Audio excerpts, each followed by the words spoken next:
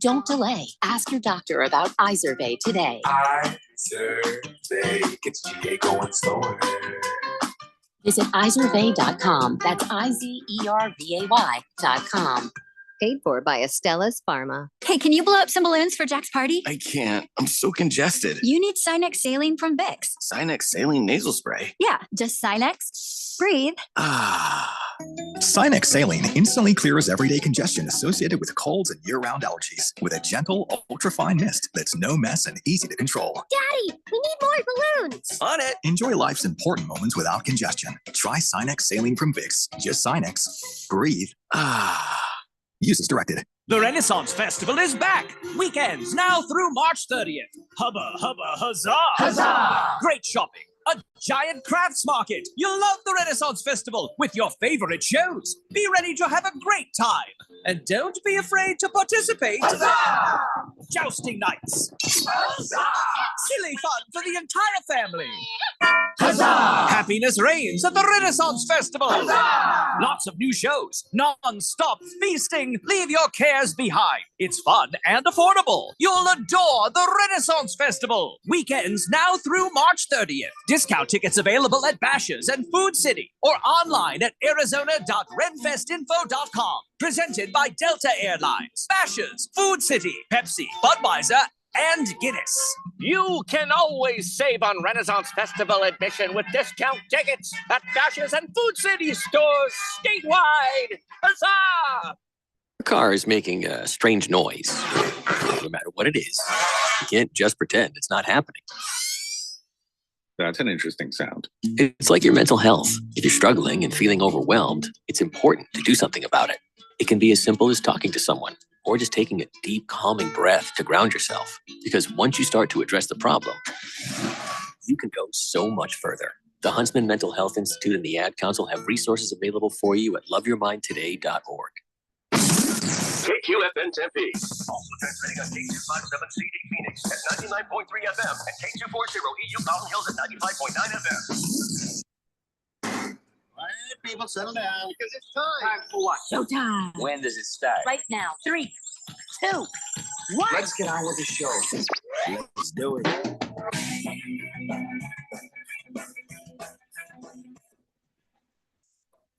All right, everybody. Here on the Daily Blender, and your good friend, radio pal, Jeffrey O'Brien, alongside Randy White. Got Keon Rose in the control room, and you guys are on the Fanatic text line, 888-368-1580, as we broadcast live in the Harmon Solar Studios in Scottsdale. And I have to apologize. I'm a victim of friendly fire here. I thought she had left. I thought she had left the building. I thought she was leaving. And well, the minute she left, I thought she was gone. I was like, bye. And she says, bye. And so then, well, I ripped a massive long one. Oh, boy. Felt great. Not going to lie, felt great. I was like, I've been holding that in for a while because she'd been hanging around. And so then we're getting ready here to do the show. And she comes walking in the door and she went, ah!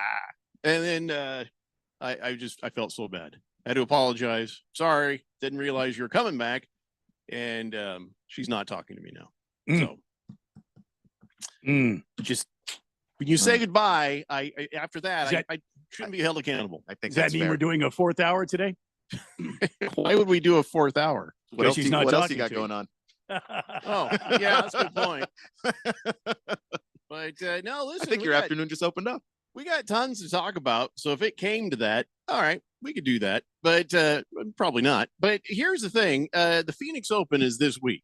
It is. I think we've avoided having to go. So that's, we love going, but we also, man, the last couple of years have been a bit dodgy. Now, it's not because of the Phoenix Open. It's not because of the Thunderbirds. It's because of all the drunk sons of bitches that come running through. Remember, we were there for the morning show, and a stampede came through. They trampled one of our signs and broke it. Oh, my. Oh, yeah. It was just madness. And then when we're on the air later in the afternoon, now everybody's really good and sauced. Yeah. And coming up and yelling and swearing at us. They don't even know who we are. So, right.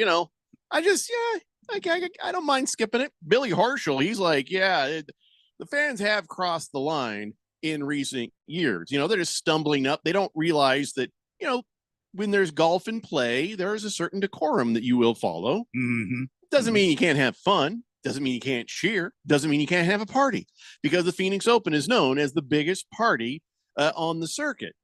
But they started to go a little above and beyond, you know, what normally they would. So, you know, that Billy Horschel's noticed, some other people have noticed. Some golfers are like, I ain't even going there. I don't want to deal with that. We call those golfers wussies. Yes. Yeah. But as far as it goes, they're saying that, well, they'll keep this under control. And they're saying they got signs now. That'll help. Signs that say, hey, guys, don't do that. And as you know, when somebody's drunk, they always obey the signs. Especially when you ask politely. Yeah, politely. That's all you got to do is be polite. That's all you got to do is be polite. Yeah.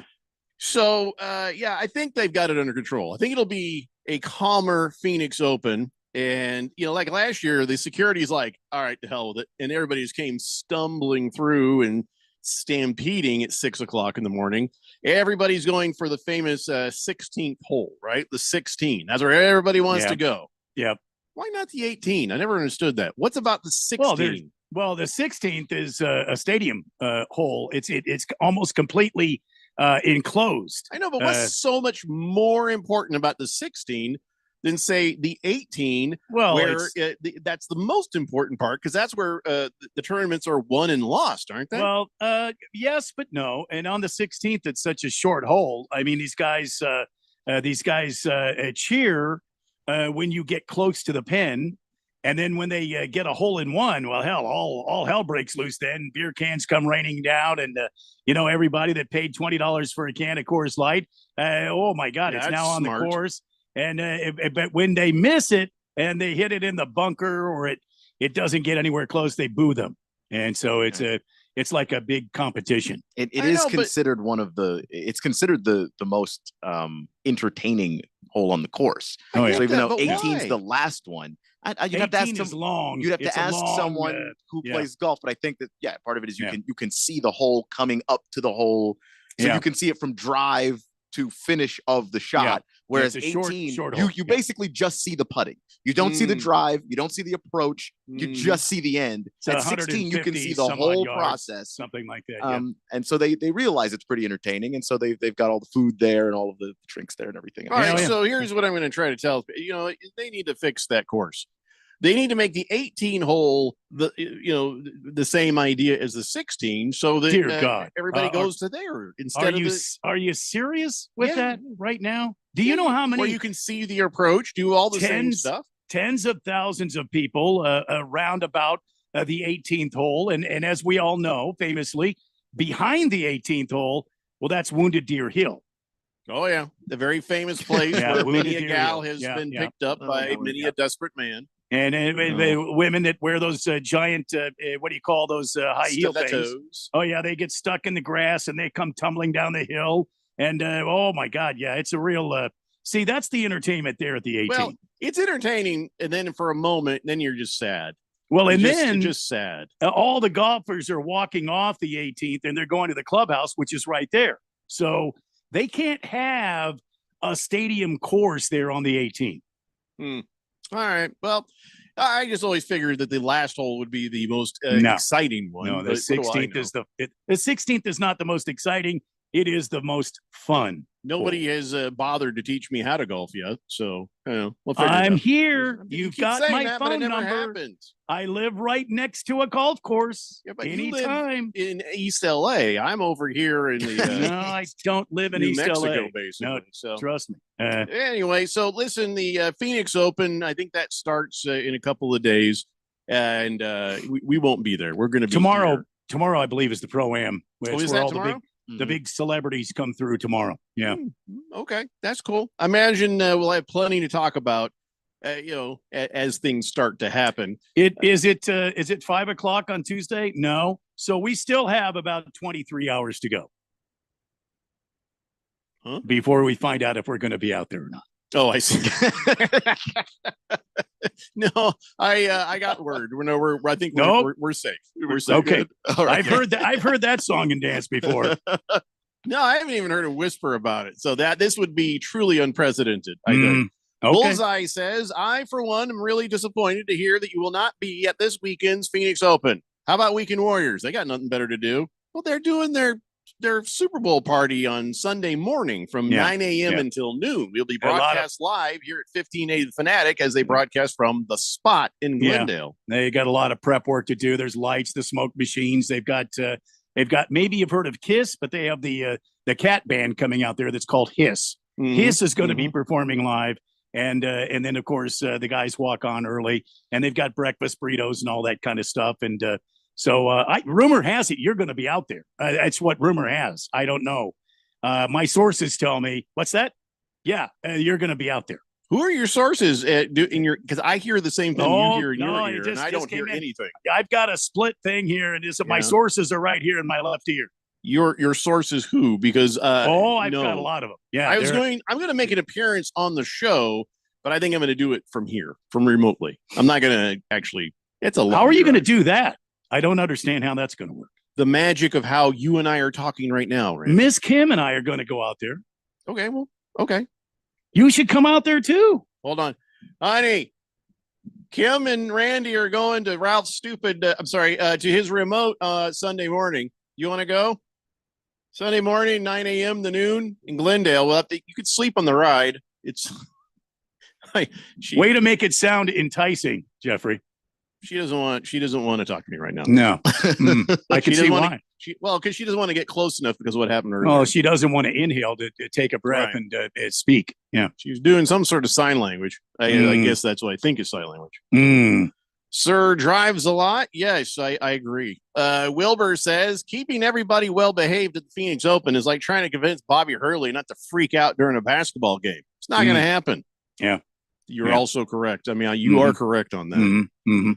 Big George says, "Hey guys, happy Taco Tuesday." Yes, it is. It's Taco Tuesday. It is. We love Taco Tuesday here. Speaking of which, Taco Kenny says, how in the hell does the Phoenix Open fans get drunk off a Coors Light? Well, that is a good point. They start when the sun begins to rise early, and then they drink it all day, like it's water. Yeah, it's not water. It's kind of like water, but it isn't for the rest of us. It's water. But it's not water. And so if you drink, accomplished drinkers, it's water. When you start getting to the ballpark of like 20 of those things, it's going to do something to a lot of people. Well, Taco Kenny wants to say happy birthday to Mrs. Taco as she hears the show while she's working. Knowing what she does for a living, I'm going to say, you know what? We have a lot of people who do what she does for a living who actually like to listen to Randy and I. I don't know why. Never understood it. Happy birthday. Yeah. But yes, happy birthday, Mrs. Taco Kenny. You all right. Yeah. Scratch Me Because says only 5 more days to the Super Bowl Licks. That's right, LIX. It's 59, by the way. It's 59. Roman numeral 59. Yeah, but I was calling it Licks until Miss Kim corrected me. I was calling it Licks until I saw a promo where Rob Gronkowski did it. Then I'm like, okay, I'm never saying that again. Wilbur says drinking Coors Light is like making love in a canoe. Listen, don't knock it till you've tried it, Jack. Wilbur, I doubt you've ever made love in a canoe. I doubt you've ever done that. Although in his state, isn't like every day like being in a canoe? If he has a waterbed. Yeah. All right. So let's get this show on the road here. So tonight we've got the ASU Sun Devils hosting the Kansas State Wildcats. And I think this might be a chance for the Sun Devils to calm down and get a win because I feel like that they match up pretty good against these guys. Keon, what are your thoughts on this? I mean, you're Mr. College basketball and all. Yeah, well, we'll see if they're able to calm down. I do think that is part of this, I think, just coming off of a game where things got chippy with your rival. And now you kind of have to get your head screwed back on straight and get back into the business of continuing to play the rest of the Big 12. And like, I do think that Kansas State doesn't have a team that's full of world beaters. But again, this is a Big 12 basketball team. This is the best basketball conference in the country. You don't get to take them lightly. You don't get to overlook them. But this is a game that ASU is favored in and should be favored in. And I do like the way that they've been playing, especially on the offensive side of the ball lately. Jaden Quaintance, who came into the season not having much of an offensive game, he's starting to really figure some things out. I don't think that that's necessarily going to be his calling card. He's still going to be, more of your defensive anchor, but like you see a 5-star athlete in action, like he looks every bit the part. And, he was having a day against Arizona the other day. He was doing some damage. You know what I heard after the ASU U of A basketball game? Cam Scadaboo is playing a power forward for the Sun Devils against Kansas State. And I guess I don't think that's happening. Cam Scadaboo. He could. He's still a student. He declared for the draft. He is no longer eligible to play basketball. So, my sources, I'm absolutely sources certain. are telling me Cam Scadaboo. Yeah, or just you know what I'm saying? Because doesn't mean you have to stop taking classes. You don't have to stop. You don't have to stop taking classes, but you are not eligible to play there. And what's that sources? He says he is playing and he's looking forward to beating some. I don't. What was that? You broke up. Have what sources. Was yeah. I've got sources. See the cable right here. See that? Yeah, that's sources. Just you. Mm-hmm. Yeah. King Kitten says, "I've been sorting and counting military hardware this afternoon. New texture nicknames: Dip Socket and Jack Screw. I don't mind those. Who wants to be called that though? I don't think anybody wants to be called Dip Socket or Jack Screw. But wait, what is this sorting and counting military hardware thing? What's that all about? Jonesy says the UA ASU basketball game was a good one. Pretty classless of Bobby after the game, though. Well, clearly you didn't listen yesterday because here's what we thought.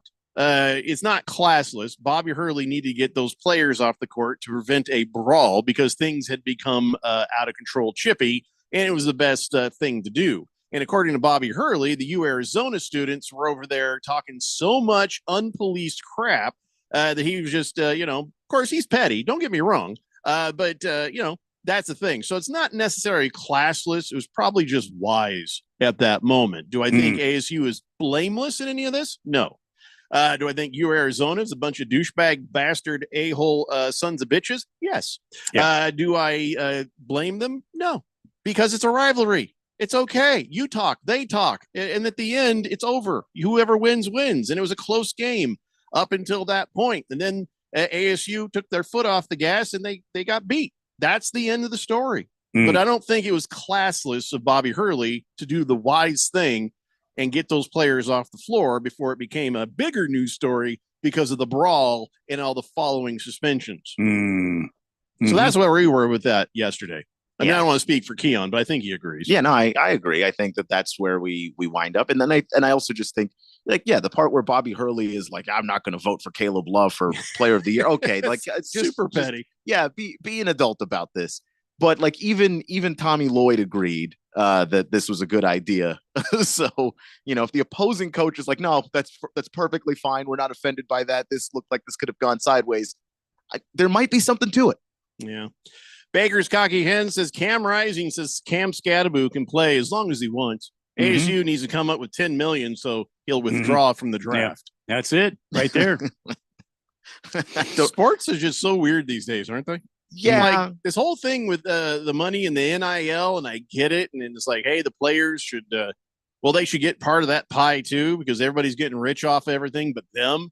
But now it's just seems kind of weird. But then you have guys who simply refuse to graduate. And I don't know, at the part where like you've started your career and you have a yard and a dog and a wife and a couple of kids, maybe you shouldn't be playing college athletics anymore. They might not be the phase of your life that you're in any longer. Listen, if it pays the bills, I mean, why not?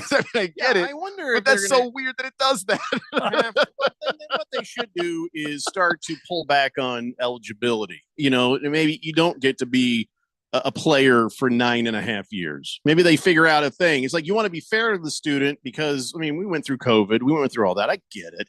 But there's certain things. Maybe we need to tighten that up a little bit so the people are in 4, maybe 5 years. Because they're top 6. Because there are guys that get the street clothes, Gene. and it's like they're getting rewarded for having the streak closed, Gene, Right. because they get injured 4 games into the season, so they technically didn't burn their full year of eligibility, so they get to come back again. Cam? Jonesy says he agrees with everything we said, but he was talking about Caleb Love.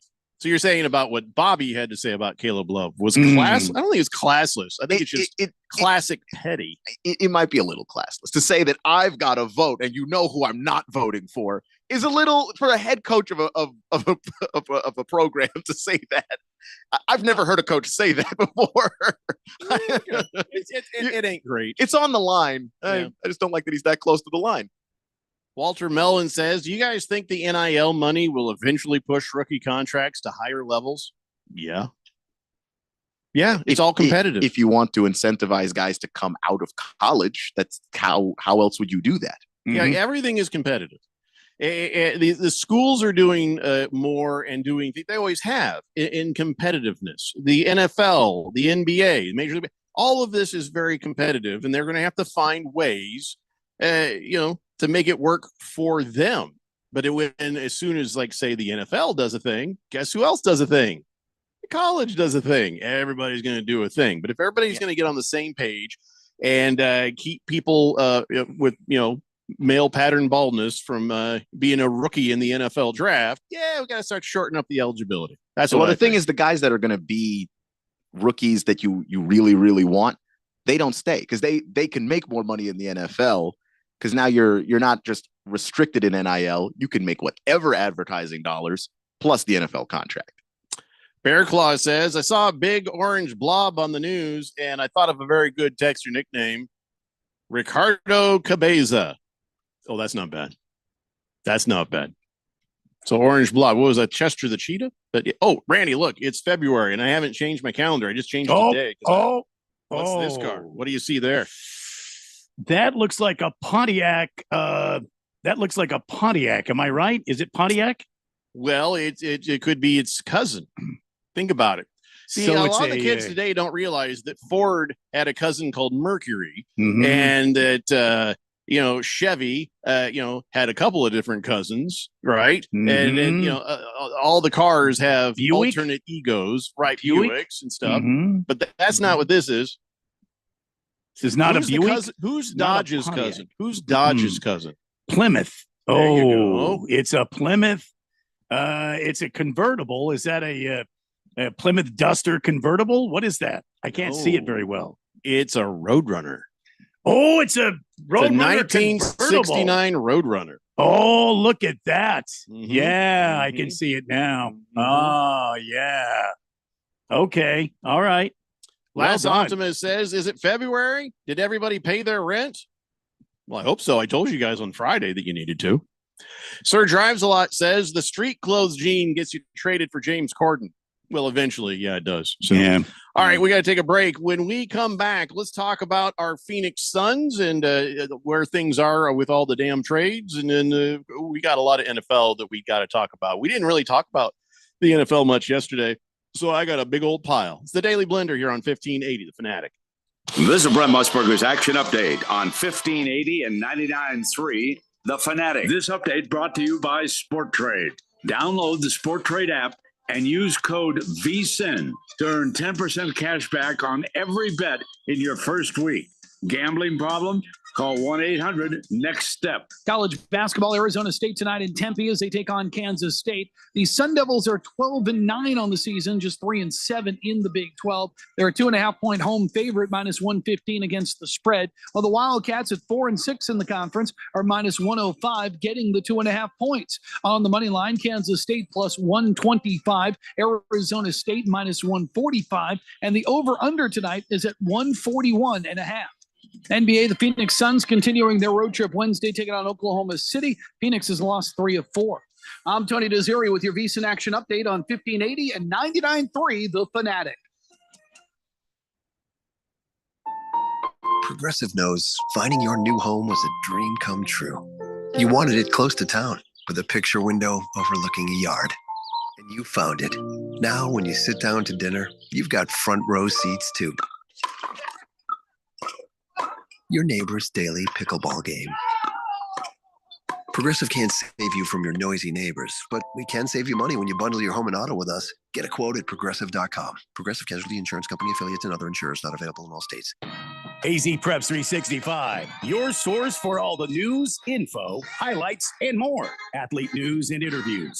Talk with coaches. Keep you up to date with the changes, moves, upcoming events, and more. AZ Preps 365, Arizona's ultimate prep sports show. If you miss a minute, you miss a lot. AZ Preps 365, Saturday mornings 8 till 10 on 1580 and 99.3 The Fanatic, and always on at 1580thefanatic.com.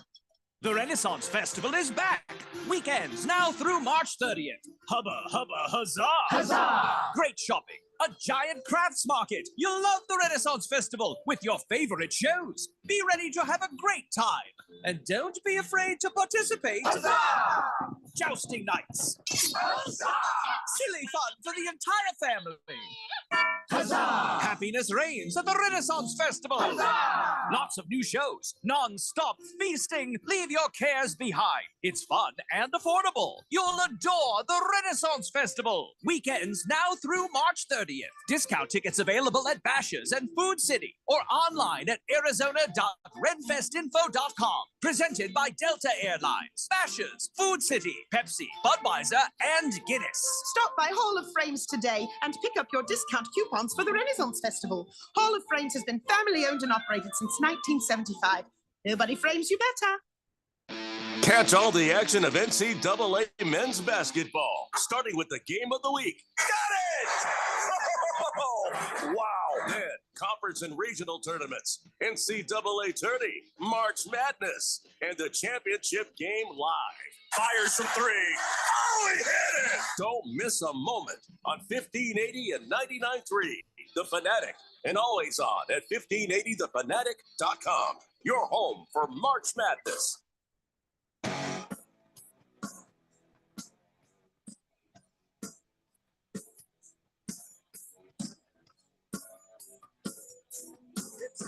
Weather here on 1580, The Fanatic, and congratulations to Devin Booker, even though it was in the midst of another bad loss for the Phoenix Suns. Devin Booker is now the Suns' all-time leading scorer, period. Nobody else. He is the man on top of the mountain. He's got, 15,668 points, and has been his entire career a Phoenix Sun. And now he is past the late, great Walter Davis for most points in franchise history. Yeah, sweet D, Walter Davis. Yeah. So, yeah, all right. So here we go. Devin Booker it's so weird because I still see him as like this first or second year player. You know what I mean? Because he's been here all this time and he's just, he's a young guy. He just seems young. And, here he is now, the all-time leading scorer. And now we're sitting there going, hey, we got to get rid of Beal. Oh, we can't get rid of Beal. We got to get rid of Kevin Durant. Guess who wants him? The Warriors. Oh, okay, great. I don't know where things are. Keon, has there been any rumblings, mumblings? Is there any new news about the next step for the Phoenix Suns? I mean, it's what I've been reading is that the Suns still really want Jimmy Butler, but it's just going to be tough to do, because the Heat have their own dynamic where Jimmy's got his heels dug in. He doesn't want to go to Golden State. He's already said, I'm not signing an extension there if you send me there. So the Warriors are kind of backing off of him. Pat Riley's got his heels dug in. He doesn't like to get pushed around. He's not falling for any of Jimmy's tactics, so it doesn't look like that's going to move very much until, if it happens, it'll be like a last second thing. Where either Jimmy or Pat decides this is too much. I don't want to do this for another year. And I don't know who's going to blink first in that particular game of chicken.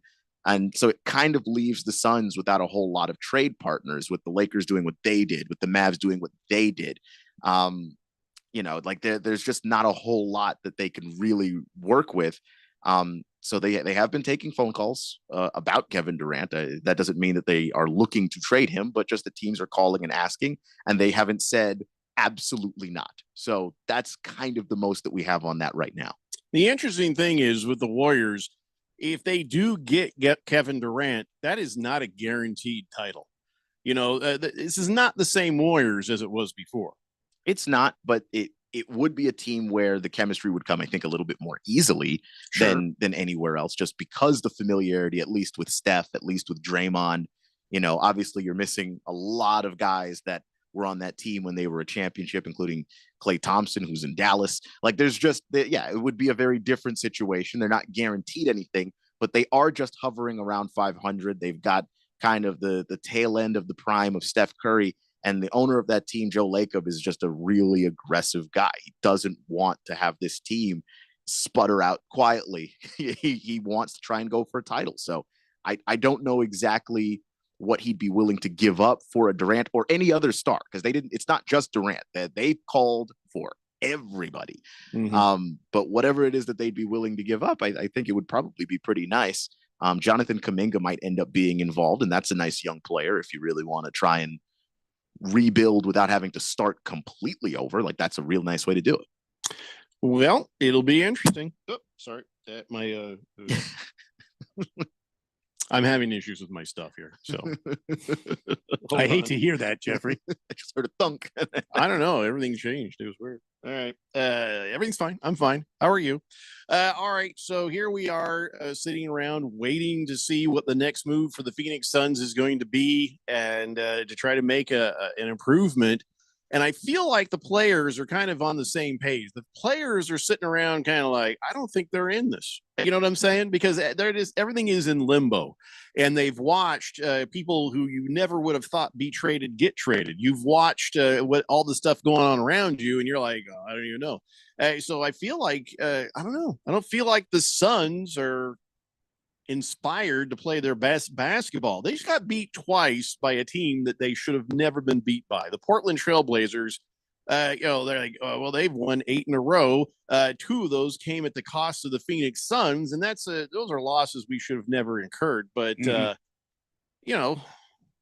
we are. I don't know. Is this the Phoenix Suns players aren't playing with enthusiasm because they're waiting for the next shoe to drop, or is Portland just that good now? I don't believe they are. I don't know if I believe that Portland is that good, but Portland is competing. Like you said, 8 in a row. That's not nothing. And I do think that, this is a team that's still playing. And by this team, I mean the Suns. I think the Suns are actually going out there and trying. Like it doesn't look like anybody's unhappy. It doesn't look like anybody's not gelling. It looks like those guys are going out there and making the plays they need to make. Devin Booker obviously is still scoring like Devin Booker. You get a lot of consistency out of Durant. Beal's been really, really good, especially on the defensive end of the floor. He had that block to send the game into overtime in the first place. They seem to be giving effort. I just don't know what's not clicking with this team. And maybe it's just still the fact that they're just not, as far as scoring around the basket, they just don't seem to necessarily have that figured out. Devil Hawk is here to hate. Hate. Devil Hawk says, pathetic. Suns lost to the Portland Trailblazers, number 13 team in the West. They are really bad. DeAndre Ayton looks amazing. What a bad move by James Jones. You just said stupid things, Devil Hawk. First off, you can't say they're really bad and then also say DeAndre Ayton looks amazing. DeAndre Ayton, he's fired up the DeAndre Ayton machine, but then turn around, next thing you know, he's going to make you look bad. But if he's so amazing, why have they been so bad up till this moment? So I really wouldn't crow much on that. Because they're young. I mean, Ayton's not going to, we've seen him. He's not going to be the guy to carry a team anywhere, but he's going to go out there. He's going to get his 20 and 10, and he's doing that very consistently, and it's helping that team. And as the young guys on their team, Denny Avdia, Scoot Henderson, those guys continue to improve and get better. This team is going to be good. When you look at who the Trailblazers have beaten recently, they got the Suns twice, but they got a good Magic team. They got the Bucks in that stretch. They were able to take out a Miami team in that stretch. They've been a competitive basketball team. Sure. Okay, fine. Maybe they're getting better, but it was not a bad move by James Jones. James Jones had to figure out something because it was going the wrong direction with DeAndre Ayton. And maybe that's the Suns' fault. Maybe that's the coach's fault. Maybe whatever.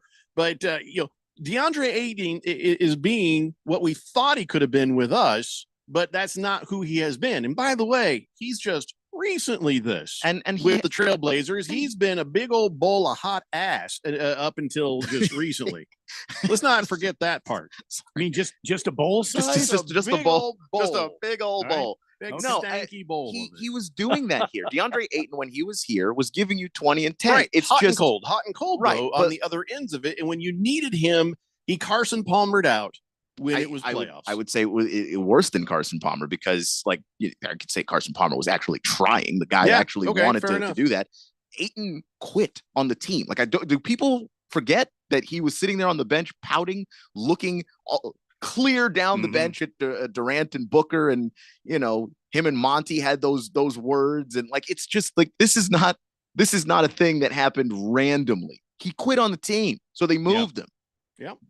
So yeah, it was not a bad move by James Jones. It was a move that needed to be made at the time. But now, giving up a bunch of these other players, I always feel kind of like we shouldn't have done that. We should have just kept doing what we were doing, kept growing. But hey, I don't own the team. Probably, if you look at Ayton, you could probably have gotten back more for him. Like, I think in retrospect, that's probably the move there. But, guy had to go. Somebody earlier, and I let's see here. Pink Eye, Mr. Pink Eye says, people say Mavs could have got better deals. Do you guys think they could have got anyone better than AD? I don't think so.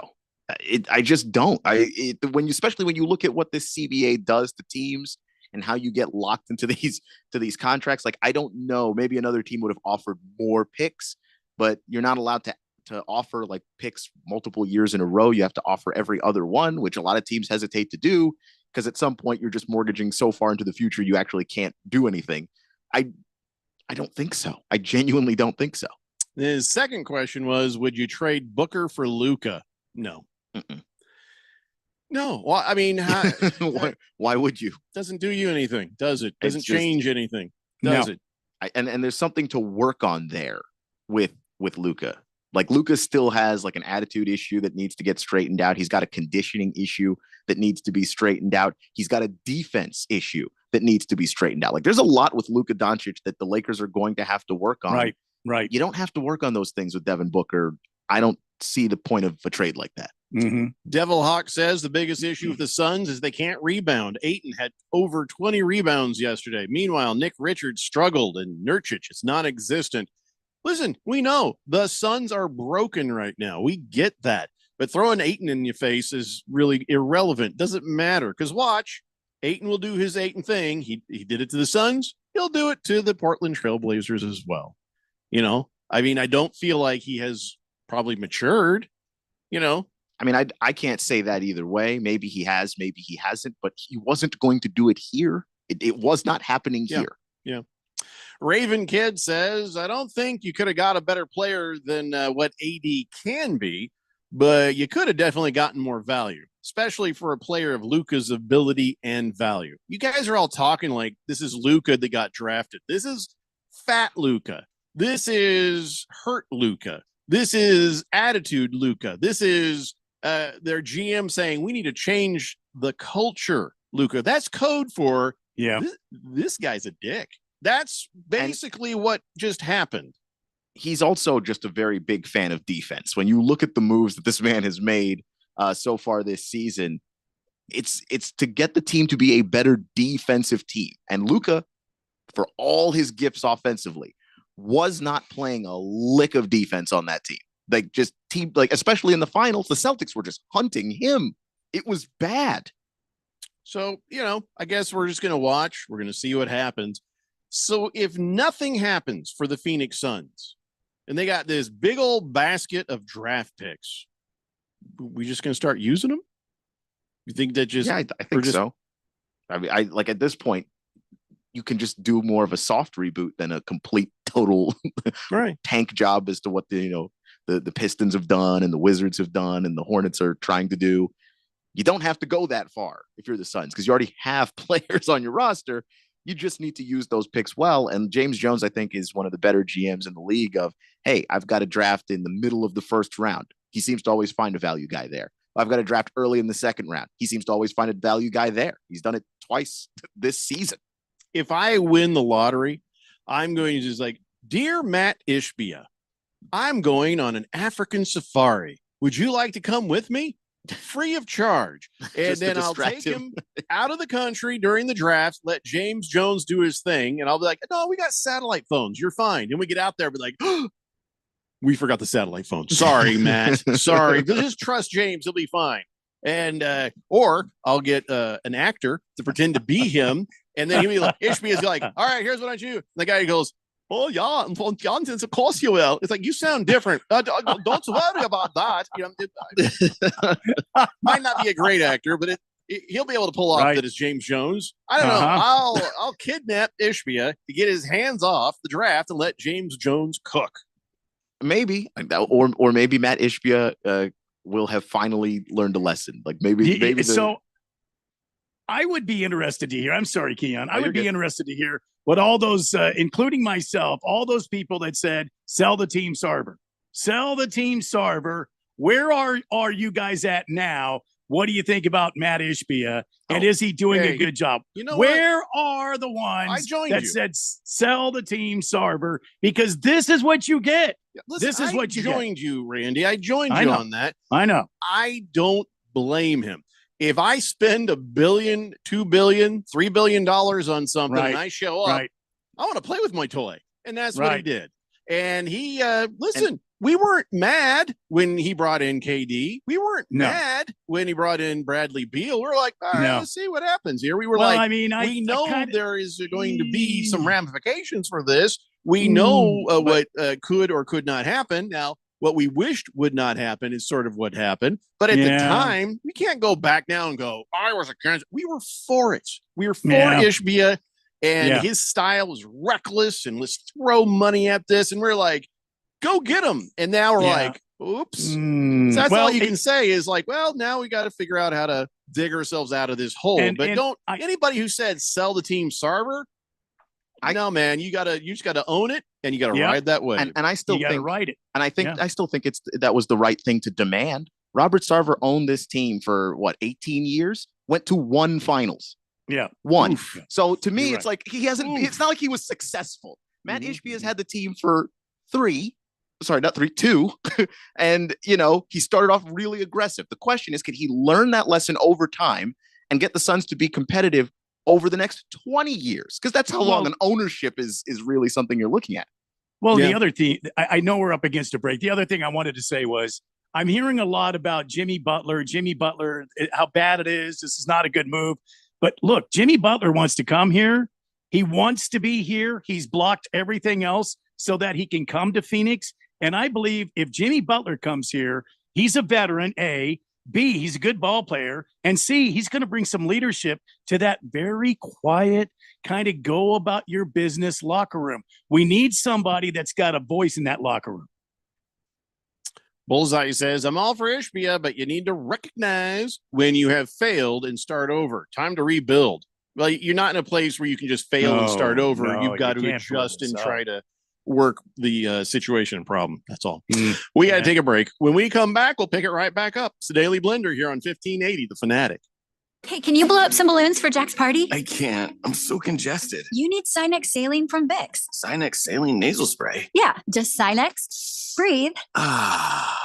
Sinex Saline instantly clears everyday congestion associated with colds and year-round allergies with a gentle, ultra-fine mist that's no mess and easy to control. Daddy, we need more balloons. On it. Enjoy life's important moments without congestion. Try Sinex Saline from Vicks. Just Sinex. Breathe.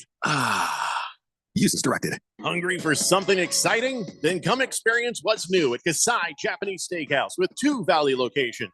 No one does Asian-inspired cuisine better or more authentic than Kasai, where talented teppanyaki chefs create the food, the fire, and the fun of teppanyaki. Kasai Japanese Steakhouse, it isn't just dinner, it's dinnertainment. A memorable dining experience where a delicious 7-course meal is prepared right at your table with flair. It's the perfect choice for celebrations, date nights, or a night on the town. Choose from over 30 different items and combinations of teppanyaki, Asian fusion, and innovative sushi. Happy hour is always on fire with their daily specials. Try their new $12 bar menu items, Wagyu beef and Mongolian pork sliders, chicken or beef satay, and 3 delicious flavors of chicken karaage. 2025 is on fire at Kasai with 2 locations, Scottsdale Road and Thunderbird, and now open in Peoria at the 101 in Northern. Go to KasaiTeppen.com. That's KASAI Teppen.com or search Kasai on your mobile phone.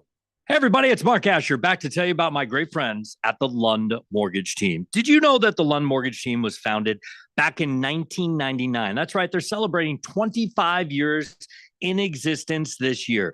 And you know what you have to do to stay in business that long? You have to be good at what you do. And the Lund Mortgage Team is not just good, they are great. They have helped thousands of people save thousands of dollars over those 25 years here in the Valley of the Sun. They only lend in Arizona, and they're mortgage brokers, which means they can shop your rate around. They're not tied to just one set of rates. Mortgage rates can get crazy. They can get high. They can get low. There's good times to strike, and there's times to stay on the sideline. Let the Lund Mortgage Team be your coach, be your team leader when it comes to these huge decisions. Call 623-875-9940. That's 623-875-9940, or you can always check them out at lundmortgage.com. Great website with all the tools you need. Call them today. They're my great friends, and you'll love them. It's the Lund Mortgage Team. So, what's your favorite thing about sports? The excitement, the action, or the 5-meat pizza and the 6-pack? Bingo. That's what we thought. 1580 and 99.3 The Fanatic, and always on at 1580thefanatic.com.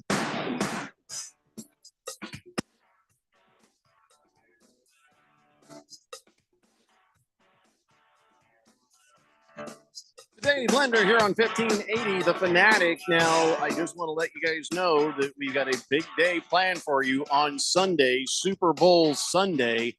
That's right. Starting at 9 a.m., the Weekend Warriors have a special live remote broadcast from the spot in Glendale. Special guest appearance by Randy White. And, of course, I don't know what the hell they're doing.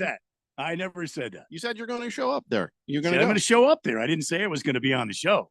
Oh, you can't just walk in there and not come by and say hi. Oh, listen, the kind of damage, you know this, Jeffrey, the kind of damage I can do by sitting across the room and just staring at them. Why do you want to do that? Why do you want to ruin it? Don't want to ruin anything. I am scheduled to make a guest appearance live via a remote satellite. And I might. I don't know. So then at noon o'clock, then Westwood One takes over, and there's a bunch of pre-game shows. We got pre-game shows. Basically, we got the NFL Insider, we got the NFL Preview, we have NFL Game Day, and then we've got the Super Bowl. Pre-game starts at 3 p.m. I think the game starts sometime next week. I don't know. It's just a long-ass broadcast, and we have it here for you on 1580 The Fanatic. So there. Hey, by the way, we get to knock off 15 minutes early tomorrow. Hey, all right. Which, I mean, if we were on Pacific time, we'd get to knock off an hour and 15 minutes early like they do in Palm Springs, but whatever. Because we have Arkansas playing Texas. Is that your Texas? Are they playing your Texas? Yeah. Oh, is this going to be a good game, or is this just a good excuse to get off early for us? I think it'll probably be a good game. I mean, SEC showdown. It's weird. It's weird saying Texas and SEC showdown, but that's that's what we've got coming up, and I think both of those teams have been pretty solid all year. Yeah, we know the weirdness of it. We used to be in the Pac nothing, the Pac 2. We used to be in the back when it was the Pac 12. So anyway, so that's what's going on the radio station. We have a GCU game on Saturday at 5:45 p.m. in case you care, and even if you don't, of course you do. It's GCU, and you got to root them on as they get closer and closer to the WAC tournament. They got to win that thing, man. Let's get back to our conversation. We were just talking about the Phoenix Suns and their current situation. Every day that goes by, and you're like, well, nothing's happening. As you know, we didn't know anything was happening with the Luka AD trade. It was just quietly happening in the background. So you never know what's going to happen next. And I don't know how they're going to solve this problem. And I don't know if at the end of it, this is going to be a team good enough for the playoffs and then making a run at a championship. Maybe not this year. So let's get back to El Texto El Lino. Oh, how do you say text line in Spanish? El Texto El Lino. Sounds legit. I'll go with it. Right. Silver Pop says Luka might be wearing a Lakers jersey now, but he's still a hoe. I knew. I wondered. Somebody in the audience always texts in Luka hoe. I was actually surprised it didn't happen yesterday. I was like, wow, I'm a little disappointed. Yeah. Why is that? Why is that? Mm. Are you getting variable levels from me over there? Yes. I am. Yeah. Yeah, I'm adjusting, but it's wow. So it wasn't just my imagination. It is not just your imagination. I'll tell you what, since I can hear it when it happens, I'll adjust. You go ahead and just put me back where you had me. So now I knew something was going goofy. It was fine. And then when we had that thunk, everything after that has been when I hit the table. Yeah. Just so you know, Ralph and I swapped Comrexes. And Why? the reason is because the Comrex I was using is good for remote broadcast. And the Comrex he uses at his house was baby proofed by me. So he just plugs it in and it works. You know, because you can't hand grandpa a complicated cell phone. You got to give him one where it just has very big buttons and does what it needs to do. So we swapped. And so now I've got his, and I don't know if this is normal for it. It seems like anytime I hit the table here, it does a thing. So, all right. Anyways, where were we? Yes, Luka Ho. Luka Aho. Thank you. Raven Kid says, Luka, are we talking about Luka or are we talking about, who are you talking about? Are you talking about AD? I don't even know who you're talking about, Raven Kid. I'm going to wait till you tell me who you're talking about. You're talking about Luka? I think he's talking about Luka. Let's go with Luka. He's still 25 and he took his team to the finals last year. I think that speaks volumes. He's been fat for the last 3 years. Who knows if he actually has hit that 270 mark since being hurt, but just get that man some Ozempic. I tried. Wow. Well, the thing is, you play basketball. Wow. 82 games a year. You run 3 miles a game. The nausea of Ozempic, which is the biggest. There's a reason why you don't want to be. Not everybody gets nausea. Not everybody does, but if you're going to be running and doing physical activity, that does not help. I don't think that you get a basketball player Ozempic. I think you get him on a diet. The running around from playing basketball will do the rest. No, that's a good point. That is a good point. I tried Ozempic and I got very, very dizzy. Yeah. So Luka is still 25. I think that's why it's a good trade for the Lakers. If they can get him right, then that puts them in a good place. Where Dallas was like, look, we're just not going to wait for this dude to figure it out, and then we're caught in the middle of a year where he wants a bigger contract. He's eligible for an extension. He's going to be, maybe trying to force a trade because he's trying to get some leverage in that. Maybe we just get that guy to the building if we can't trust him to actually show up right, in shape, prepared to go every single year. Silly Wabbit says the thing about the trade between Unibrow and James Corden there is if both of them have some injuries, and the coaches probably know a little bit more about the reasoning than everyone else will. Huh? Did you track that? I don't know exactly what you mean by that. They are both often injured. Ghetto Girl says Ishbia is the best owner we have had in Arizona since Jerry Colangelo. I would agree with other that. owners suck. Yeah, I would agree with that. I'm not gonna lie. That's true. Sir Drives a Lot says Ishbia as an owner is significantly better than Sarver. At least Ishbia is spending his money. Yeah. Sarver is the guy that would happen across a good team. Yeah. he wasn't spending money to get that team or keep it together once he had it. Niner Napolis says it's Linea de Texto. Linea de Texto. That's pretty cool. I do still want to stick it through the English to Spanish dictionary thing, just to be sure. Because he could be making me say something I shouldn't say. It doesn't sound like it, but yeah. Sounds legit. Devil Hawk says, ha, Jeffrey, you made me laugh just now saying the Suns might make a championship run. I needed that chuckle. Hey, dope. I said, it doesn't look like, or that listen, if they got some stuff in there, it definitely could happen. So you don't know. I'm not saying they will. I'm not even expecting it. I'm just saying, I don't see any moves that would happen that would create that. Yeah, I don't know that it would happen either, but I also seem to remember the Warriors won a championship in a year where nobody thought they were going to win a championship. They were already trying to draft for their future. That was the draft where they even got Jonathan Kuminga in the first place. And look at them. They somehow got the right matchups and found themselves in a finals. I'm not saying that would happen for the Suns, but I look at this Western Conference and how absolutely brutal it is. I'm not going to write anything off. You know, I just was wondering. I wish I had the power to deport people. I mean, I've got a block button here. I got a block button on the text line. Okay. I wish I had a deportation. It's Devil Hawk. I'd have him deported. Wow. I just click. There he goes. Wow. For any particular reason? I want to pick the country. I don't think that there's I don't think that there is, I don't know what country he should be deported to, but I'm thinking Belgium. I want to be able to hit a button here and suddenly a van pulls up in front of your house, a bunch of thugs grab you, throw you in, and you're handed a ticket and your passport, and you're on your way to Belgium. And that's it. Well, maybe not Belgium. Belgium's kind of nice. Yeah, that's what I was about to say. That's actually like a vacation. How about Greenland? Because Greenland is actually the place that's super duper cold. Yeah. Iceland is the place that's green and lush. Greenland is just big old nothing. Super duper cold. Right, right. Yeah. I want to deport Devil Hawk to Greenland. Okay. Can I do that? I don't think. I mean, if I'm emperor, I can do whatever I want. Yes, yeah, of course. That's how that would work. Yeah. Mm-hmm.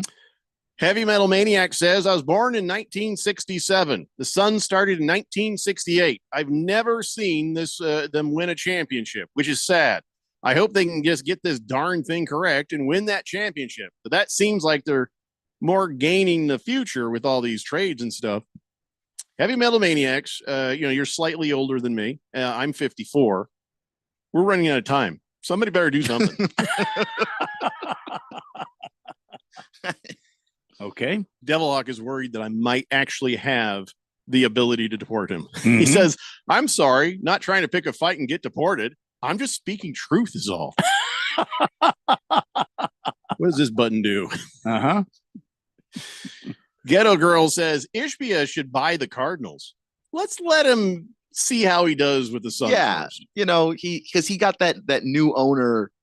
Oh boy, I can't wait to spend all this money, energy. Mm-hmm. Figure that out first, because he is trying to buy the Twins, the Minnesota Twins. Well, look, his style is going to work much better in baseball. Oh yeah, you can spend all the money you want. Oh, see, I don't like that actually, because if he buys a baseball team, he's going to start to go cheap on the Suns and expensive where he can get away with it. I don't think so, because there are lots of owners that own multiple teams that don't go cheap on their teams. Josh Harris owns the Washington Commanders, the New Jersey Devils, and the Philadelphia 76ers. He hasn't gone cheap on any of them. Quiet Cannon says the Suns have needed a dominant center for several years now. They have some pretty good pieces to build around. Every championship team has a dominant big man. Hate to say it, but even if they have to give up KD, that's what they need. Let's trade KD to the Portland Trailblazers for DeAndre Ayton. Wow. Now I know there's something wrong with you. Can I just say, if everything that had happened had not happened, let's just pretend like that DeAndre Ayton had never been in Phoenix. Would you think that's a good trade now? Now? Yeah. Yeah, I mean, it probably feels like a good trade now, but minus the past. Yeah, but it's hard to be minus the past, because the past includes him quitting. Like, let's just watching him just flat out quit. And then I'm sure Devin Booker and him ain't pals. I don't think so. I don't think they're still in touch. Yeah. I didn't say that was my idea. Especially when everybody hated it. Devin and KD are not in touch? No, Devin and Ayton. DeAndre Ayton. Did I say KD? No. Devil Hawk says, isn't that a conflict of interest for Josh Harrison, who owns Philadelphia and Washington, D.C. sports teams? No wonder the Commandos just folded against the Eagles. He's got hate for everybody. We'll be back. It's the Daily Blender on 1580 The Fanatic. Want to play a game with me and Dad? Mommy's not feeling good. You need to vaporize that cold. Vaporize? Yeah, with Dayquil VapoCool. It's Dayquil plus a rush of Vicks vapors. Whoa. Come on, honey. Let's let mommy rest. You guys are amazing. And so is Dayquil VapoCool. Dayquil VapoCool, the vaporizing daytime coughing, aching, fever, power through your day medicine. And to vaporize sore throat pain, try Vicks VapoCool drops. Use as directed. Keep out of reach of children. Make extra money daily from your sports betting? Dylan Cohen from Beat the Book here. You know, I'm always about finding ways to take sports betting to the next level. And that's exactly why I'm pumped to tell you about Edge Boost, the financial platform that pays you cash back to wager. Edge Boost is an online bank account that pays you for every deposit. With the Edge Boost Visa debit card, you're getting up to 0.5% cash back on all of your sportsbook, daily fantasy site, and casino transactions. That's free money back in your pocket just for doing what you're already doing. It's a no-brainer. Plus, your Edge Boost debit card starts with a $250,000 daily limit, and it will never be declined for gambling activity. They've got built-in tools to help you stay responsible, and there's absolutely no hidden fees or minimum required balances. So stop leaving money on the table. Visit edgeboost.bet to learn more and sign up today. That's edgeboost.bet. Once again, edgeboost.bet. Hey, everybody, it's Mark Asher back to tell you about my great friends at the Lund Mortgage Team. Did you know that the Lund Mortgage Team was founded back in 1999? That's right. They're celebrating 25 years in existence this year.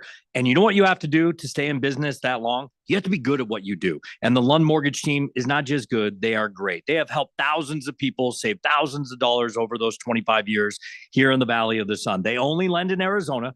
And they're mortgage brokers, which means they can shop your rate around. They're not tied to just one set of rates. Mortgage rates can get crazy. They can get high. They can get low. There's good times to strike and there's times to stay on the sideline. Let the Lund Mortgage Team be your coach, be your team leader when it comes to these huge decisions. Call 623-875-9940. That's 623-875-9940, or you can always check them out at lundmortgage.com. Great website with all the tools you need. Call them today. They're my great friends, and you'll love them. It's the Lund Mortgage Team. Breaking news, and this one is almost unbelievable. Yeah, it's all about new customers at Bet365 because they get $150 in bonus bets when they bet $5. And even better, bonus bets can be used on the spread, totals, and player props. There you have it. Bet $5 to get $150 in bonus bets. And see why. It's never ordinary at Bet365. Gambling problem? Call 1-800-NEXT-STEP. 21 plus only. Must be physically located in Arizona. Terms and conditions apply. KQFN Tempe.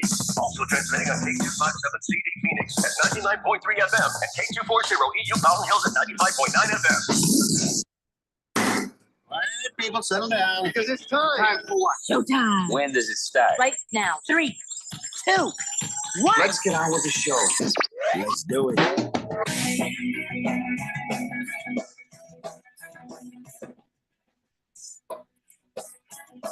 All right, everybody, it's 4 o'clock here on the Daily Blender. I'm your good friend, radio pal, Jeffrey O'Brien, alongside Randy White. Got Keon Rose in the control room, and you guys are on the Fanatic text line, 888-368-1580, broadcasting live in the Harmon Solar Studios in Scottsdale, and it's hot as hell. It's 86 degrees or something. It's Why? 81. Why? It's Why? 81. Why? 81. It's Why? 80, Why, 80. Randy? Why? It's 81. We It's reached 80. 86 degrees today in the city of Phoenix, breaking the daily record of 85 back in 1963 and 1925. When did we Normally, it's meet supposed this? to be 69 degrees right now. I don't know when we hit that 86 mark. It's 82 right now. We hit the 86 mark today in Phoenix. I don't know which temperature you're looking at, but temperatures at your radio ranch are not the same as Sky Harbor. Well, there's your problem right there. Sky Harbor is inundated with concrete, which everybody knows this. Anybody in the Meteorological Society would be able to tell you. You don't go off Sky Harbor. It says it's 85 degrees in Queen Creek right now. No, it's 82. Okay. If you say so. It's 82 everywhere. I don't believe so. I do not believe that to be true. 82 in Phoenix, 82 in Scottsdale right now. I'm Big looking at George, it here. You don't need to comment on this, George. You're in Big California George. where it's cool, so you just shut your face. Yeah, we don't want to hear about California numbers, Big George. Moist One says it's 84 in Chandler. No. 93 in his pants. What? No. Sir drives a lot. I don't want to keep talking about this forever. I feel like we've been talking about this for days. But we'll get to it. But Randy, do something about the heat, would you? Well, I don't have a giant knob here, but I can tell you. I do. Well, that's not what my mom said. Wait, what? My mom's dead. Yeah, she dead. How did I fall into that one, Keon? That was amazing. I don't know, you walked yourself into it, which I've never seen before personally. Never. Wow. You weren't even tricked. You just that was hitting the easy button over here. I don't know what exactly happened there. All I know is I do miss her. But anyways, my mom? What? Wait. It's just you just looked at that trap door and said, I wonder what's under this trap door. And then you stood on it just to see. And then you got trapped. That was scary. From the 1580 The Fanatic Weather Center, Chief Meteorologist Randy White here. 82 currently out in the West Valley. 82 in Scottsdale. 82 everywhere. Damn it. And Moist One, we don't want to hear about your pants either. Currently, it's 38 degrees at Speedway, Indiana. And nobody cares about Indiana, Randy. I told you, stop doing out-of-state stuff. Keep it local, you freak. International weathercast, Jeffrey. Everybody It's not knows international. that. 76 degrees for the high tomorrow, 47 overnight. It's going to be 76 the next couple of days before getting down on next Monday, 67. Currently, again, it's 82 degrees anywhere you're at. From the 1580 The Fanatic Harman Solar Weather Center, Chief Meteorologist Randy White, back to you, Jeff Coop. Baker's Cocky Hen says it's 98.6 degrees on Uranus. No. Moist One says hotter than that big guy. Big George says Phoenix Sky Harbor is the official weather station for the city of Phoenix, Randy. No, it's not, Big George. Sorry. There's all that. You cannot trust Sky Harbor right now. You cannot trust it. All of that jet fumes and all of that the concrete out there, there's no way that you can trust what's going on at Sky Harbor Airport. Why do they do it there? Why don't they just do it someplace else? Oh, they if have that's to. An issue. It's contractual. It's all this whole weather stuff. They have to go by the airport for some stupid reason. Sir Drives a Lot says 85 degrees on my car dashboard. Wow, Ooh, that's Saeed. That's your. You're really gonna flash gang signs with Saeed on talking about the weather. Sky Harbor. This guy goes hard on NPR, I bet. Sir Drives a Lot. Yeah, okay. Listen, can I just say, I'll say it now, I'll say it early. If you're a new listener, if you're new to the Valley of the Sun, you just don't ever trust your car's thermometer or temperature gauge. Never trust it. Now, I'm not talking about if it says it's hot and you're boiling over, well, yeah, I take it to the mechanic. I'm talking about the thing that tells you what the outside temperature is. Because as we taught Keon when he first got here, when your car sits in the sun and you turn it on and it says it's 148 degrees outside, that is not reality. That is not the air temperature. That's the that's the temperature of the thermometer that's underneath hot metal that's been sitting in the sun.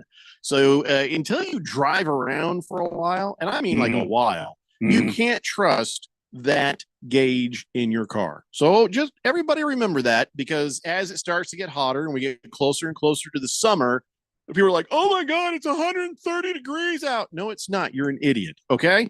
Because that's what I'm going to say later. Right now, I'm just teaching you. Later, you're an idiot. Because once you get taught something and you don't retain it, that means you're dumb. This is what I'm trying to tell you guys right here. I've logged on just because you guys completely don't even take me for seriousness here. I logged on to Phoenix Sky Harbor, like that, AccuWeather at Phoenix Sky Harbor, and it says it's 30 degrees right now under partly cloudy skies. Randy, did you accidentally click the Celsius? In real field shade, it's 29 degrees. Randy, you click the metric thing. You got to click it back to Fahrenheit. Excuse me? Yeah, there's a thing. You click the Celsius. You got to click the Fahrenheit to get the accurate temperature. There's not a clicky thing on here. I don't know what you've done. Chosen One says the temperature in your car is representative of the road temperature, not air temperature. That is incorrect. It's not indicative of road temperature. It's supposed to be It just measures the temperature. It's supposed to measure the temperature of the air around, that's around your car. The problem is it sits underneath a big metal hood most of the time and gets baked, and then until the air moves around on it, it is incorrect. Moist one, I can't read that. And I said indicative, just so you know. Sir Drives a Lot says, "Hey, I've been driving for 3 hours now." Oh yeah, that's why I'm not questioning yours. Yours says 85. I'm sure that one is correct to air temperature now. I'm talking about in the summer, okay? Berg says Big George is a big fan of posting his car dashboard temperature on Twitter. I've seen those 130-degree readings from him. He just does that to bother people. Devil Hawk says, "Listen, I know I might be hating a lot today, but I'm truly sorry to hear, Randy, that your mom just died. No, I'm sure she was a great person." My mom didn't just die. She died many years ago, 17 years ago to be exact. Yeah, how do you think I feel, Devil Hawk? Shut up, Jeffrey! Think about what I'm missing. Tell you what, I'm not missing. Your mom. Ha ha! Got you back, Jack. Well, my mom's in North Carolina, so. Why do you think I visit North Carolina? She misses you. She misses you. Wishes you would call. Quiet Cannon says DA is more of a scoring center. When AD, well, maybe we should start saying who these people are because it's going to get confusing. DeAndre Ayton is more of a scoring center. When Anthony Davis was a son. Wait, when was Anthony Davis a son? You have to have that backwards. He has it. I don't. No, not you. The who? Yeah, yeah. You don't see why I'm getting confused here. So he means when DeAndre Ayton was a son, he filled in nicely when KD and Booker were out. He basically doing the same thing with Portland. Suns need someone that is scary at both ends. If I eat enough Chipotle, I'm scary at both ends. Well, that's true. Yeah. Mm-hmm.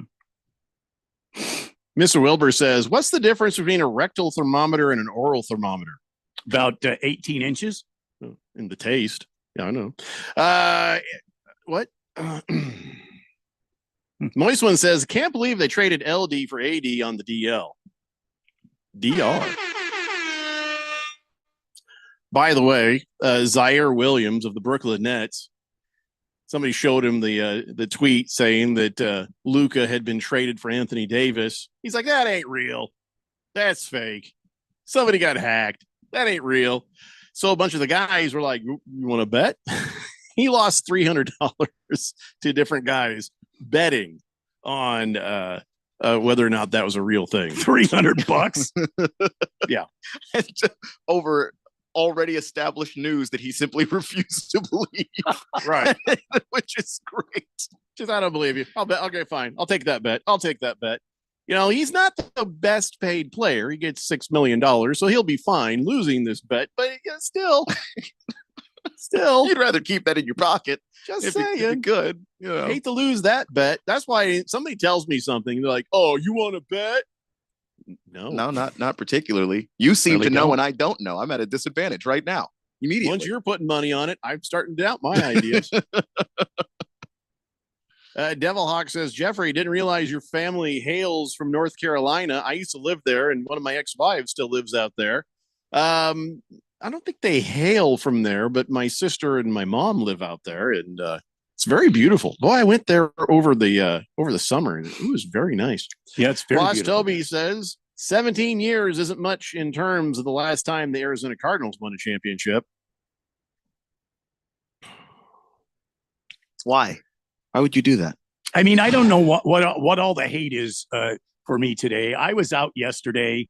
I understand everybody's pissed about it. Everybody's a little pissy today that I took the Monday off. And now they've got to be bringing all their hate-filled speech. See, even your dog has got something to say about me. Nah, he's barking at somebody outside. He didn't care about you. No, I care about you. He's mad at you. He does like me. No, he's your mad. dog likes me. Why is he you mad haven't at brought me? your dogs over for a play date? Well, you've got my number. He's got a point. Could you give it to me again? No. Thought it'd be fun if you gave it to me live on air and then enjoyed all the late night texts that would come from Moist One. I've been doing this too long to be caught up in that trap. That's how I know he's not drunk. Quiet Cannon says, Randy, your weather forecasting is rock solid. The Thank you. centigrade and Fahrenheit issue are not that important. Sort See? of. No, they are. They're very much important. There's a wide range between the metric system and Celsius. Who said metric? I'm just proving a point that Sky Harbor is inaccurate. You're inaccurate because you're reading it wrong. I read the numbers. It was 30 degrees. Chosen One says, not sure if you've discussed this, but one of the reasons Dallas wanted to trade Luka is he'd be eligible for a Supermax contract. By trading him, they saved $110 million. Yep, we talked about that yesterday, Chosen One. Thank you for completely doubting that we can talk of any substance about any kind of topic in real detail. To be fair, that's probably on us. That Luka got traded, it's our fault. Moist One says, one of my ex-wives. What does this guy think he is? Big Lou? Oh, boy. That's pulling one out. I like that one. Yeah. So the Mavericks fans are dumb as hell. What do you mean dumb? I saw this thing where some fans brought a coffin to the arena and had a fake funeral after the Luka Doncic trade. Now, it wasn't Luka's coffin. It said, rest in peace to the Mavs. Like, this whole thing is the death of the Dallas Mavericks. Well, it is kind of the death of their future. Their present might be better than they think. They're a more competitive team than they think right now. But you have a guy who's 25 years old, and you expect him to be there for the next 10 years, and then your organization just up and trades the guy, And again, this is a group of people who have rooted for Dirk his entire career. They're used to having one loyal guy stick around. They waited Dirk's entire career, and they were able to get a championship out of him. They were hoping to at least get one with Luka, and they got really close last year, and he's 25, and you're like, okay, well, let's see if we can keep building around him. The problem is that the Mavericks couldn't keep the Twinkies away from Luka. Among other reasons, they also couldn't make him a nicer person in there, and bad defense, everything else. They made the Twinkies smaller.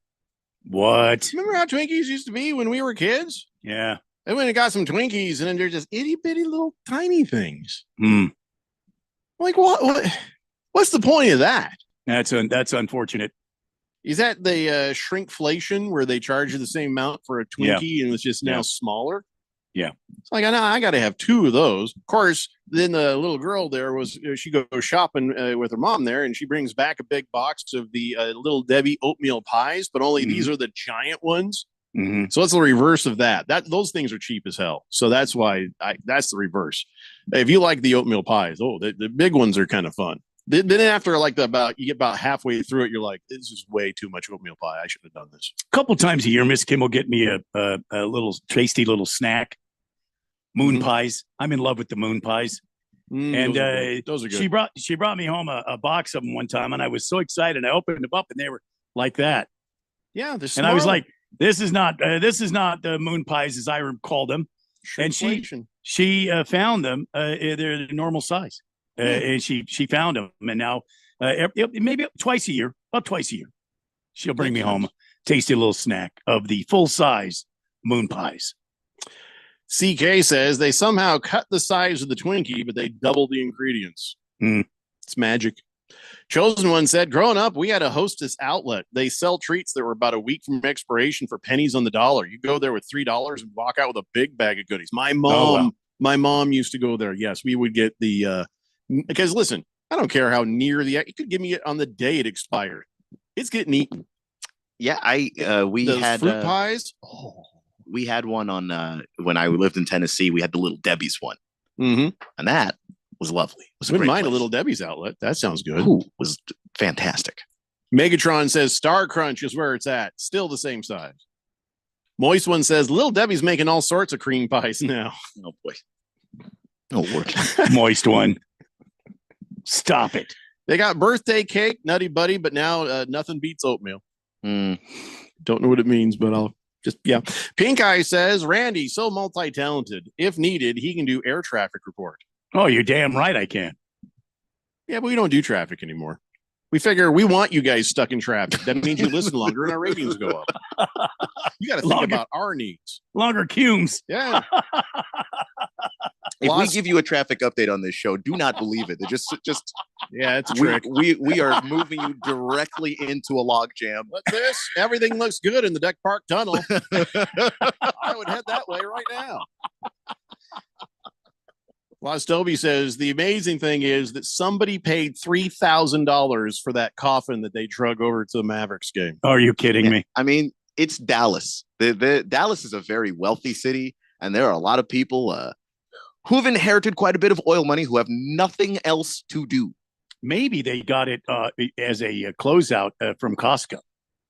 I mean, anything's possible. Maybe like the Hostess store, they have like a discount store for coffins. Mm-hmm. If you eat enough Hostess, you'll wind up in one. So Pull the plug says the negative talk about the Cardinals is not on Randy. It is well known that the Cardinals suck. Oh, that was wow, that's even meaner somehow. Good Damn. God.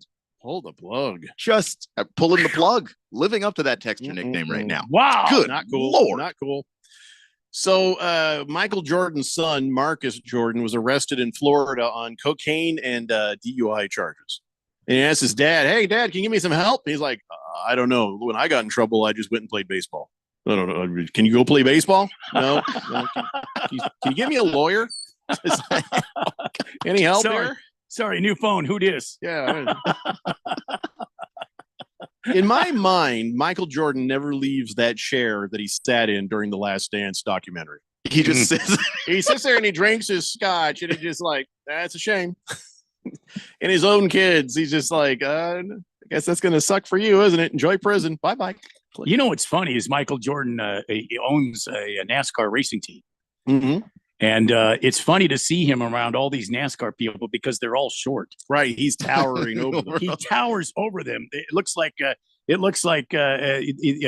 Charlie in the Chocolate Factory with all the Oompa Loompas running around. Yeah, that's exactly right. And go make Michael me money, Jordan, little man. Go make me money. All these little guys. Yeah. He's like lo-fi. Oh, and before we go to break, sad to tell you that Coltida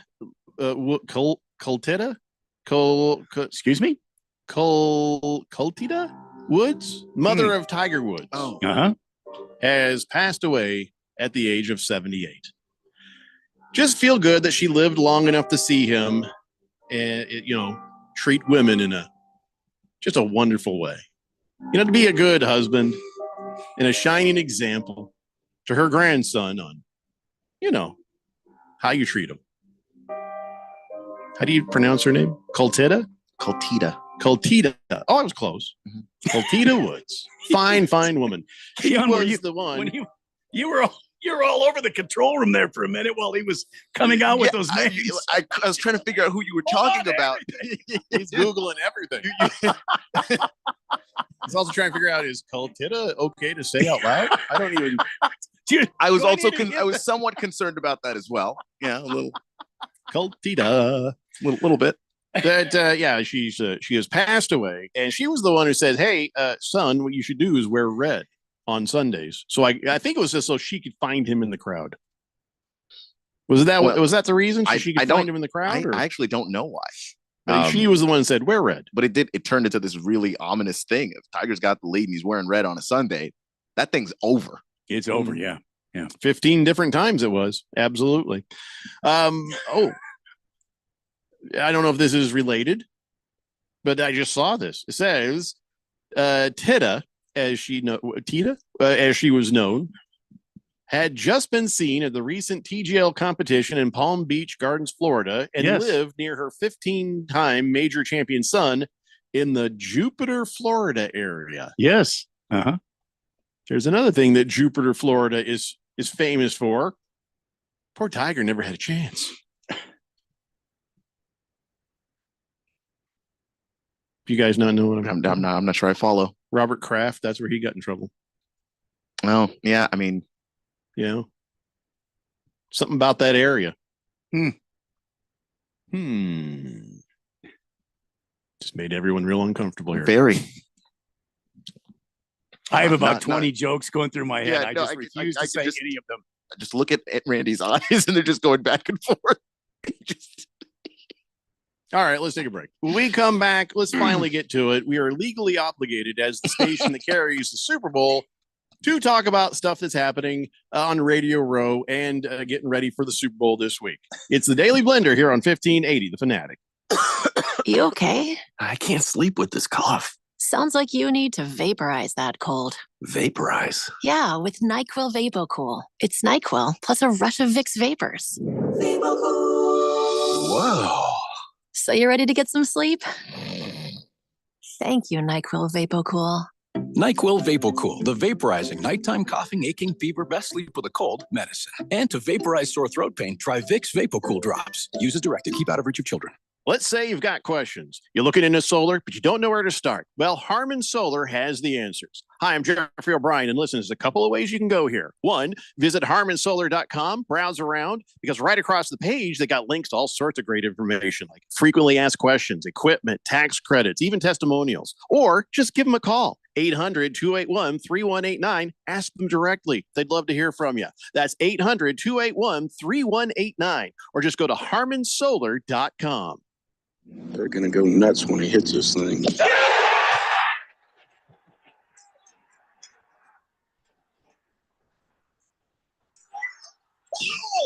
went in. The People's Open is back. See the PGA Tour's best tee it up at the 2025 WM Phoenix Open, February 3rd through the 9th at TPC Scottsdale. Get tournament and ticket info at WMPhoenixOpen.com. WMPhoenixOpen.com.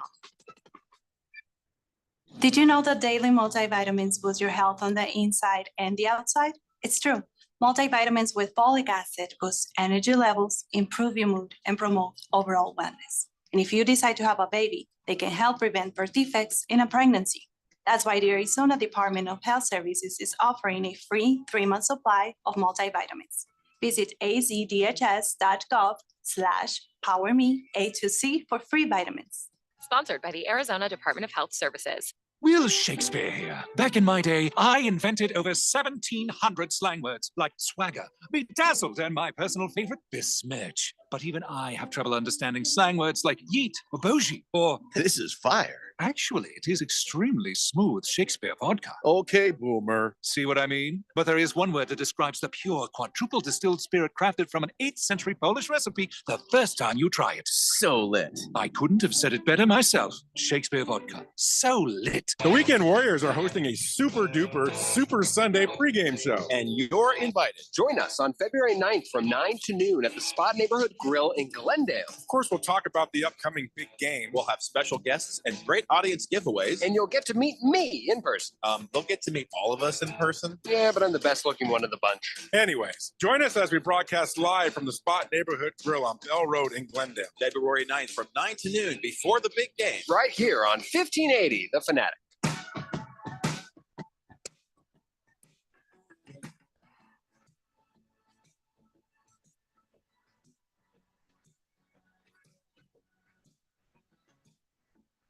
Blender here on 1580, The Fanatic.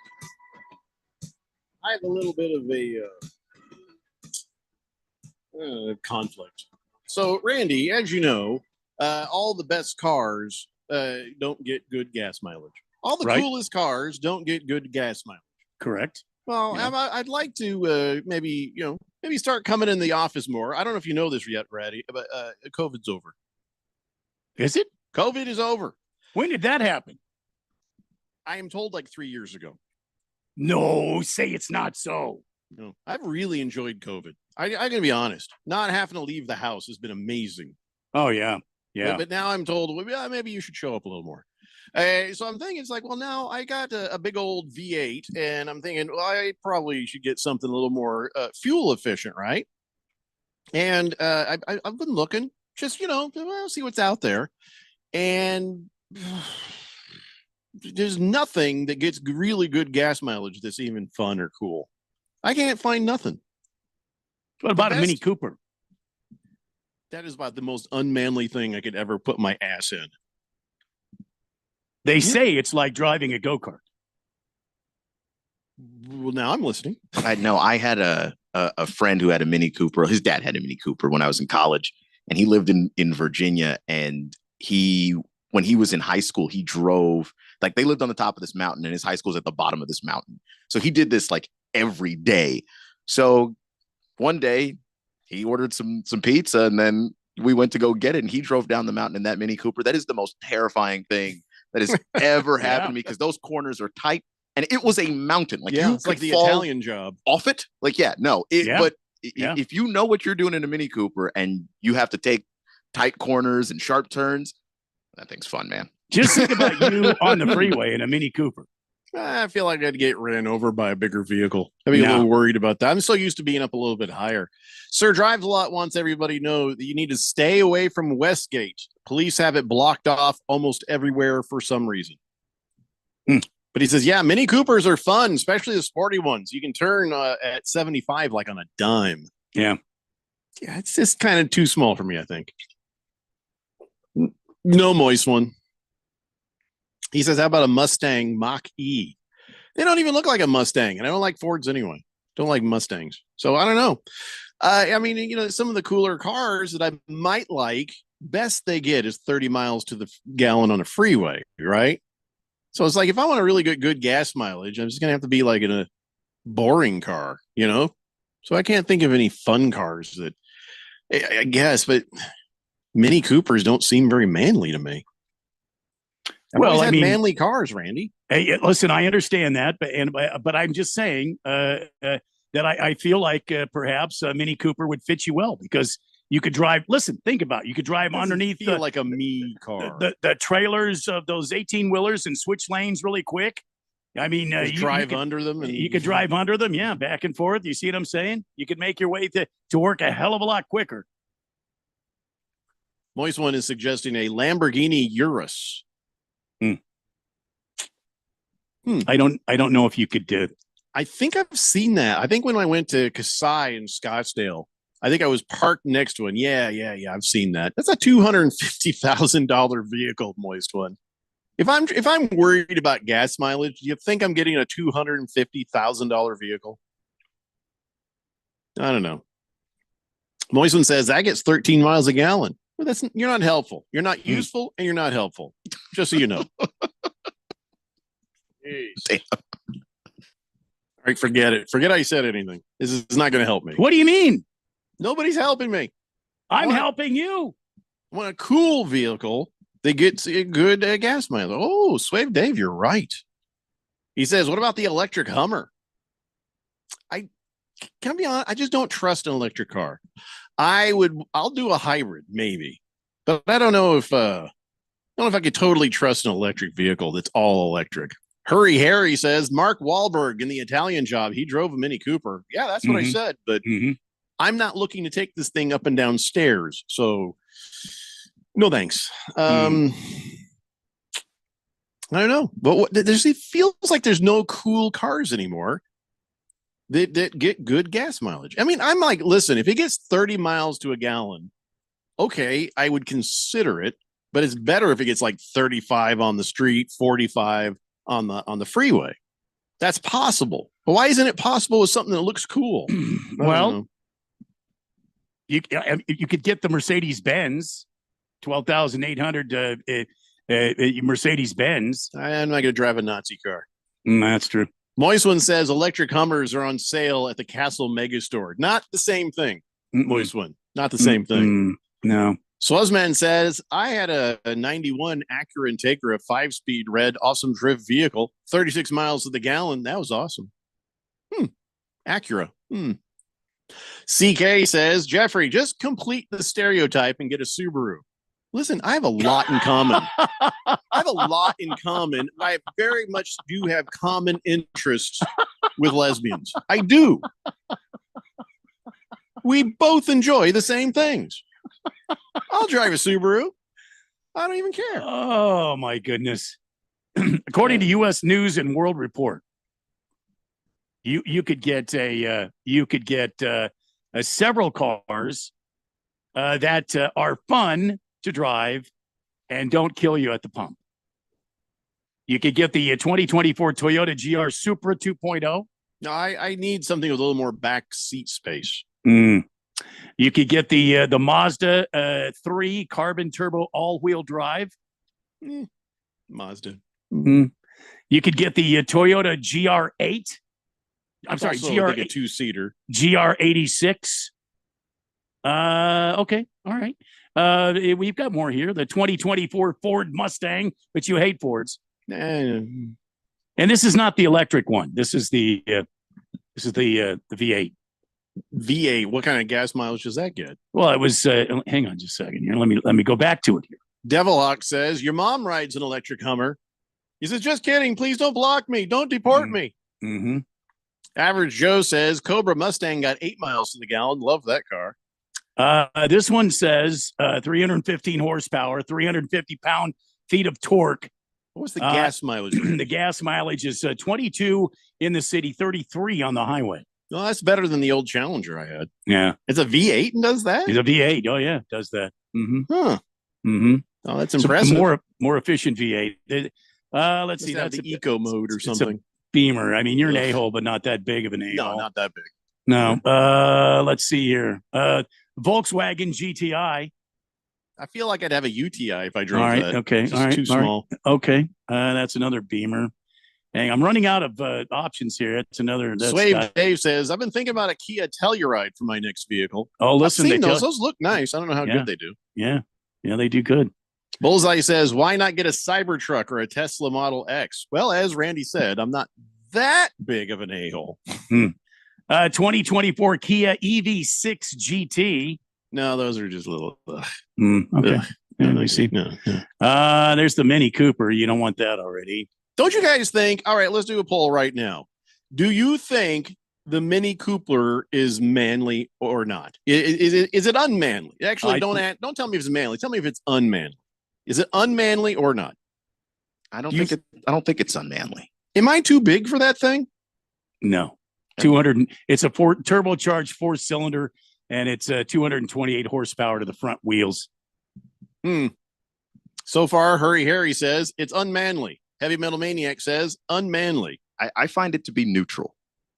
And I wouldn't say that it's necessarily manly. You don't see someone pull up in a Mini Cooper and go, "That's a dude." But at the same time, you know, someone pulls up in a Mini Cooper. I don't respect them. If you showed up in a Volkswagen Bug, I'm like, hold on. Can I just tell you? I watch TV. You watch TV? We all watch TV. We all watch TV. I watch TV, and anytime on TV you see somebody driving a Mini Cooper, it's a woman. Outside of the Italian Job and Mark Wahlberg and the Funky Bunch, it's been a woman. I don't know. I can't think of very many times I've seen the Mini Cooper on things in TV, but I just know in real life, all the people I know that drive Mini Coopers are men because then they can take corners like maniacs, which is what they want. I don't mind doing a corner like a maniac. Scare their girlfriends to half to death. Oh, that's fun. Doing that. Yeah. Swuzman says Mini Cooper definitely more manly than a Mazda Miata. Well, yeah, as a Subaru is for women, a Miata is for Swave Dave says Jeffrey, you'll pull something getting in and out of that thing. I guarantee it. You're probably right. Dirty Bird says unmanly unless you're pulling a bank heist. Well, that's fair. Big George says Mini Cooper is too small and yes, unmanly. Well, you're 7 feet tall. Wow. Like most cars are too small. George put a foot in one sunroof and a foot in another sunroof and used them as roller skates. Yeah. He's 7 feet tall. Yeah. T-Licious says me and a Mini Cooper equals bear on a tricycle. Bullseye says, oh yeah, unmanly. Don't do it. Sir Drives a Lot says it is fun though. Drive it one time, you'll love it. Whistling Gerbil says the Countryman coupe is a lot bigger. Latina Leprechaun says, I don't think driving a Mini Cooper is unmanly. It's very metrosexual. I feel like that's kind of unmanly. Well, here's the 2024 McLaren 750S Spider. That's only $350,500.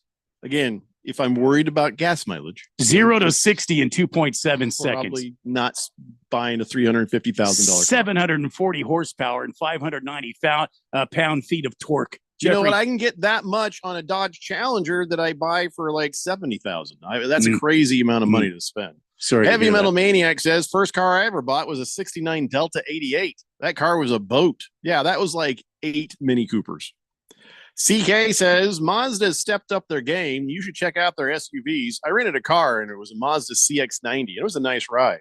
But yeah, it looks like a little marital aid. You know what I'm saying? It just looks like something you'd find in your wife's drawer underneath a pair of underwear. You're like, oh, I guess she's doing this now. That's what they're shaped like now. Like if you bumped into one in a parking lot, it's suddenly going to go make everybody uncomfortable at the high V. Swazman says, I think there's a commercial from a few years ago where Shaquille O'Neal was doing a car commercial. And he was actually sitting in the back of the car in the driver's seat side. Mhm. Yeah, they had to take the seat out so he could do that. Mm.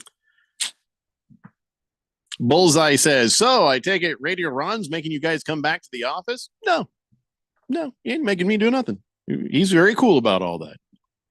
Just sometimes it's just time. That's all. I want to talk some football. Oh, it's too late. We just spent the entire segment talking about how unmanly a Mini Cooper is. I'm sorry to hear that. And the fact there's no cool cars that get good gas mileage. Mm. That don't seem right, man. That doesn't seem right. Maybe I should design one. Yeah. There you go.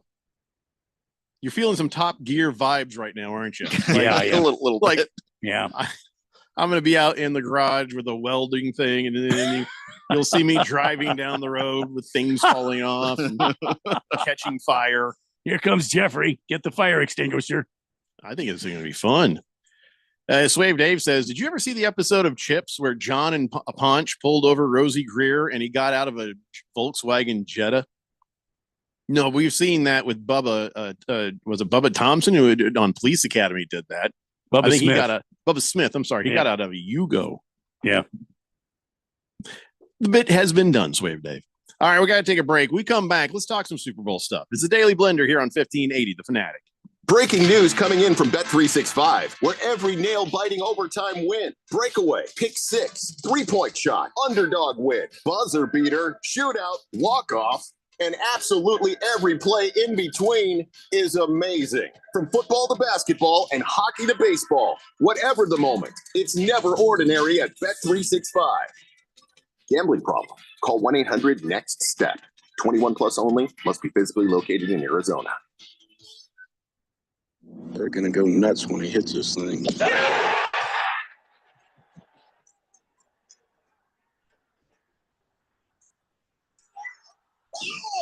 went in.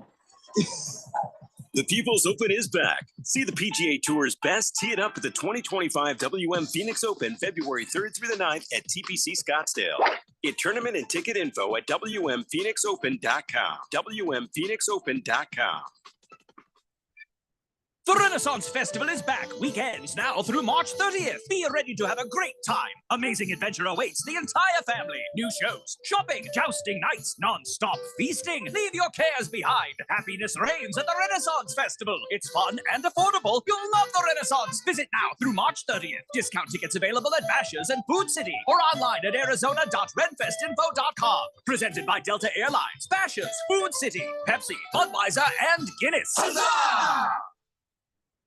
My pain is considerable, but that prescription is dangerous. The side effects of my medicine are worse than my condition. I'm in recovery. I can't take those pills. When faced with a health crisis, you shouldn't have to choose between risks. At the Naturopathic Physicians Group in Scottsdale, our medical doctors are experts in full spectrum care using a natural approach. Patients come in for a variety of issues, including joint pain, chronic conditions, and issues specific to men's and women's health. Our naturopathic doctors can restore pain-free joint function and restore balance in immune, digestive, and hormone systems, which often improves immediate physical symptoms without having you take a bunch of pills. If traditional medicines aren't working, don't you think it's time to start feeling like yourself again? Call Naturopathic Physicians Group at 480-451-6161. That's 480-451-6161. Or go to naturopathicgroup.com.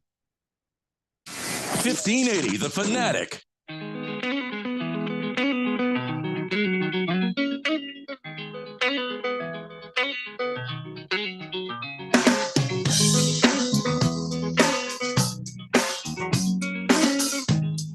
the Daily Blender here on 1580 The Fanatic. So getting ready for the Super Bowl on Sunday, Super Bowl 59.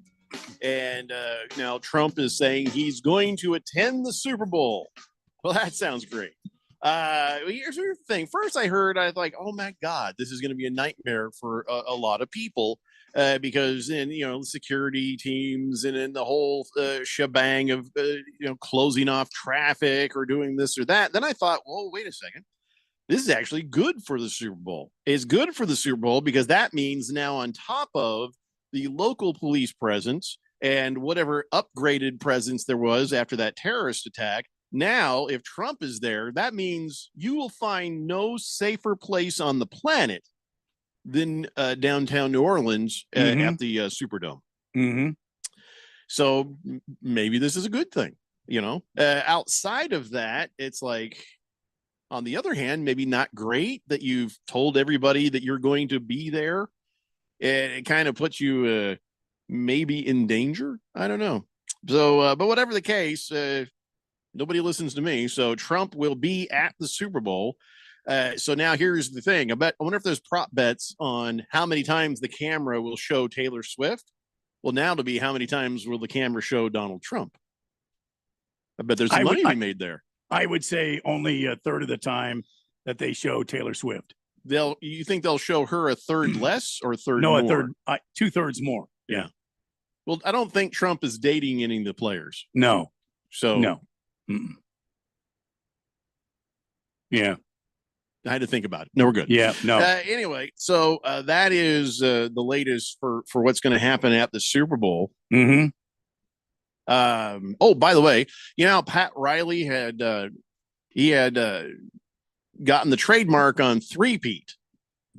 Yes. Nobody can use three-peat in any kind of marketing or any kind of merchandising unless he gets a little piece of the action. Well, the NFL got a hold of Pat Riley and they had a call and they talked about it. And they say he has graciously allowed the NFL to use three-peat. The other part is he's getting paid for it. So I don't know how gracious that is. But they're kissing his ass a little bit on that. Yeah, he's getting paid for it. He's getting paid for it. And I didn't know this, but I was reading, and it turns out, ironically, he's never had a three-peat of his own. He just was like, saw the writing on the wall and started hearing people use three-peat, ran out there and got the trademark. He's a sharp businessman. Yeah. So yeah, that is now going to be on some stuff, a little three-peat action. And by the way, if you're wondering what's in it for the players, every player on the winning Super Bowl team this Sunday will get a $171,000 bonus from the NFL. Some of them probably get even more because of their contracts, the bonuses that are negotiated there. For instance, the Eagles, Saquon Barkley, he'll get $500,000 from his team if they get the trophy. He's already earned $1 million in incentives so far this season, including $250,000 for winning the NFC Championship game. So good for him, man. He's like bonus. He's like incentive bonuses really paying off because we went to a playoff. I just don't understand. What does that mean? I've never done this before. I'm so happy. It's like, when I was on the Giants, I just never had. Eagles quarterback Jalen Hurts, he's going to get $500,000 per year salary bump if Philly wins. Wow. And Patrick Mahomes, though, he gets the best. He gets a $1.5 million salary bump if the Chiefs three-peat, but then he's making $500 million. So does that really register? I think the win registers. I think the ring registers. I think the legacy registers. I think it registers. As far as the money goes, yeah. Rich people like being richer. There's no rich person I've ever seen go, I've got enough. I've never seen Elon Musk, Jeff Bezos, Mark Zuckerberg go, I'm good. They seem to always want more money. Kean, I'm trying to figure out, are you rich secretly? How do you know this about rich people? I want more money. Jeffrey, I think Keon is rich secretly. I wish. You have no idea how much I wish. If he's rich, I want more money. My poor car. My poor car is exactly what some rich dude would drive. Is screaming for help. It's exactly what some rich dude would drive. I don't have a bumper. Suspension's not doing fantastic. Classic misdirection. Yep. Again, yep. I wish. You have no idea how much I wish. By the way, players in the losing team get $96,000. Oh, hey. So there's that. Yeah. That's up from 89,000 last year. By the way, the ticket prices are plummeting for some reason. The cheapest ticket for Super Bowl is now below $4,000. Remember we were talking about this like last week, right? It was like $7,000 for the cheap seats. And they think it might just be Chiefs fatigue is what they're saying. I think it's probably people are a little worried about New Orleans right now because of what happened when that guy ran all those people over. Like it was that can't help. Well, here's why. Because if they were saying that, I don't know if they never came out and really said much more about this. So help me out if you know something. But so this guy runs people down on the sidewalk. They said somehow he was connected to the guy who blew himself up in a Tesla in Vegas. So, what if this is maybe a, practice run for some group of nut jobs? So, like you got to be worried. It's like, man, something might happen in New Orleans during the Super Bowl. So maybe some people are like, I think I'm not going to go this year. So I don't know if they actually did seriously connect those two people, but I thought there had been. I'm also starting to think maybe we've reached a breaking point in how many times you can charge people $4,000 to go to a game. Yeah, well, that's true. Well, there's always somebody, right? Yeah, but you need a stadium full of somebodies. Well, I had this. Here's a guy. Oh God, I just Chris Collins. Yeah, I was like, well, here's a guy. Here's a guy. So this guy in Portland, Maine, by the name of Don Krisman, he has been to every single Super Bowl ever, and he's going to be at this game, his 59th straight Super Bowl. He's 88 years old, and all I can think is, holy God, this guy's rich. That's 59 times. No, it wasn't as expensive back in the olden days, but as he's gone along, it's gotten ridiculous. Oh, yeah. And he's 88, so it's not like he's like, I'm going to spend my retirement. I got nothing to live for. I'll probably die soon. The dude is like hanging on way longer than most people's money does, Plus, he's going to a Super Bowl. That is insane. It is. It is. Who's he traveling with? Your mom. Oh, okay, nuts. Sorry. Doesn't say, Randy. Why do you care who he's traveling with? I would. He's got to be Sugar mama? traveling. He's got to be traveling with somebody. You think he's got some rich sugar mama? Maybe his one of his children are going with him. So my point is he's probably having to double that, not just his ticket, but he's got to buy another one. Or the person is somebody, maybe the children in the family take turns taking him. I thought his name sounded familiar. They had these commercials back in like 2010 of the Never Miss a Super Bowl Club. Yeah, Krisman. Yeah. So he's the only guy, I think, that's Don Krisman is the only surviving member of that club. Yeah. Well, still, how is he affording this? How is all four of them affording this? They robbed a bank. And Don Krisman, he's a Patriots fan. So DB Cooper. There was a number of okay, I was not expecting that. I was not expecting that as a turn. First name starts with a D. Last name starts with a C. You're off by one. Well, how do you know his middle name might start with a B, Randy? Besides, you don't use the actual name when you're using a secret name. Don Krisman, DB Cooper. That's how he's been able to afford it. I think we've just solved. And how many years? It's like he's 88 years old, so 60-year. And it lines up about the same time as that crime. When he started going to all these Super Bowls, he's always gone to the Super Bowl, but he's like probably going along. I was like, man, this is getting expensive. We got to do. Let's rob a bank. All right, let's do this. All four of them, the entire club, probably worked together. And so they drove out there, grabbed DB Cooper when he landed with his parachute, put him in the back of the car, and they laughed all their way to the next Super Bowl. And they invested wisely. Because he's a Patriots fan. So before Tom Brady came along, there were a lot of Super Bowls that had nothing to do with him at all. Could be. I'm just saying, if you work hard for your own money, you're going to every Super Bowl. That's a good point. I'm just saying. It's like you pick one. Latina Leprechaun says, sometimes I feel like I'm listening to some high school guys doing a fun radio show with all these your mom jokes. Well, that's kind of how it's billed. Who said that? Latina Leprechaun. Okay, poo-poo pants. Poo-poo McGee, because she's a leprechaun. Bat Flipper says, Keon, would you rather give $1 million and look like Flava Flav or keep your current life? Oh, so would you rather get $1 million, but you have to dress like Flava Flav, or just keep your current life? Man, I'll just keep my current life. Dude, I would dress like Flava Flav for half that. Totally. Completely. I absolutely would not.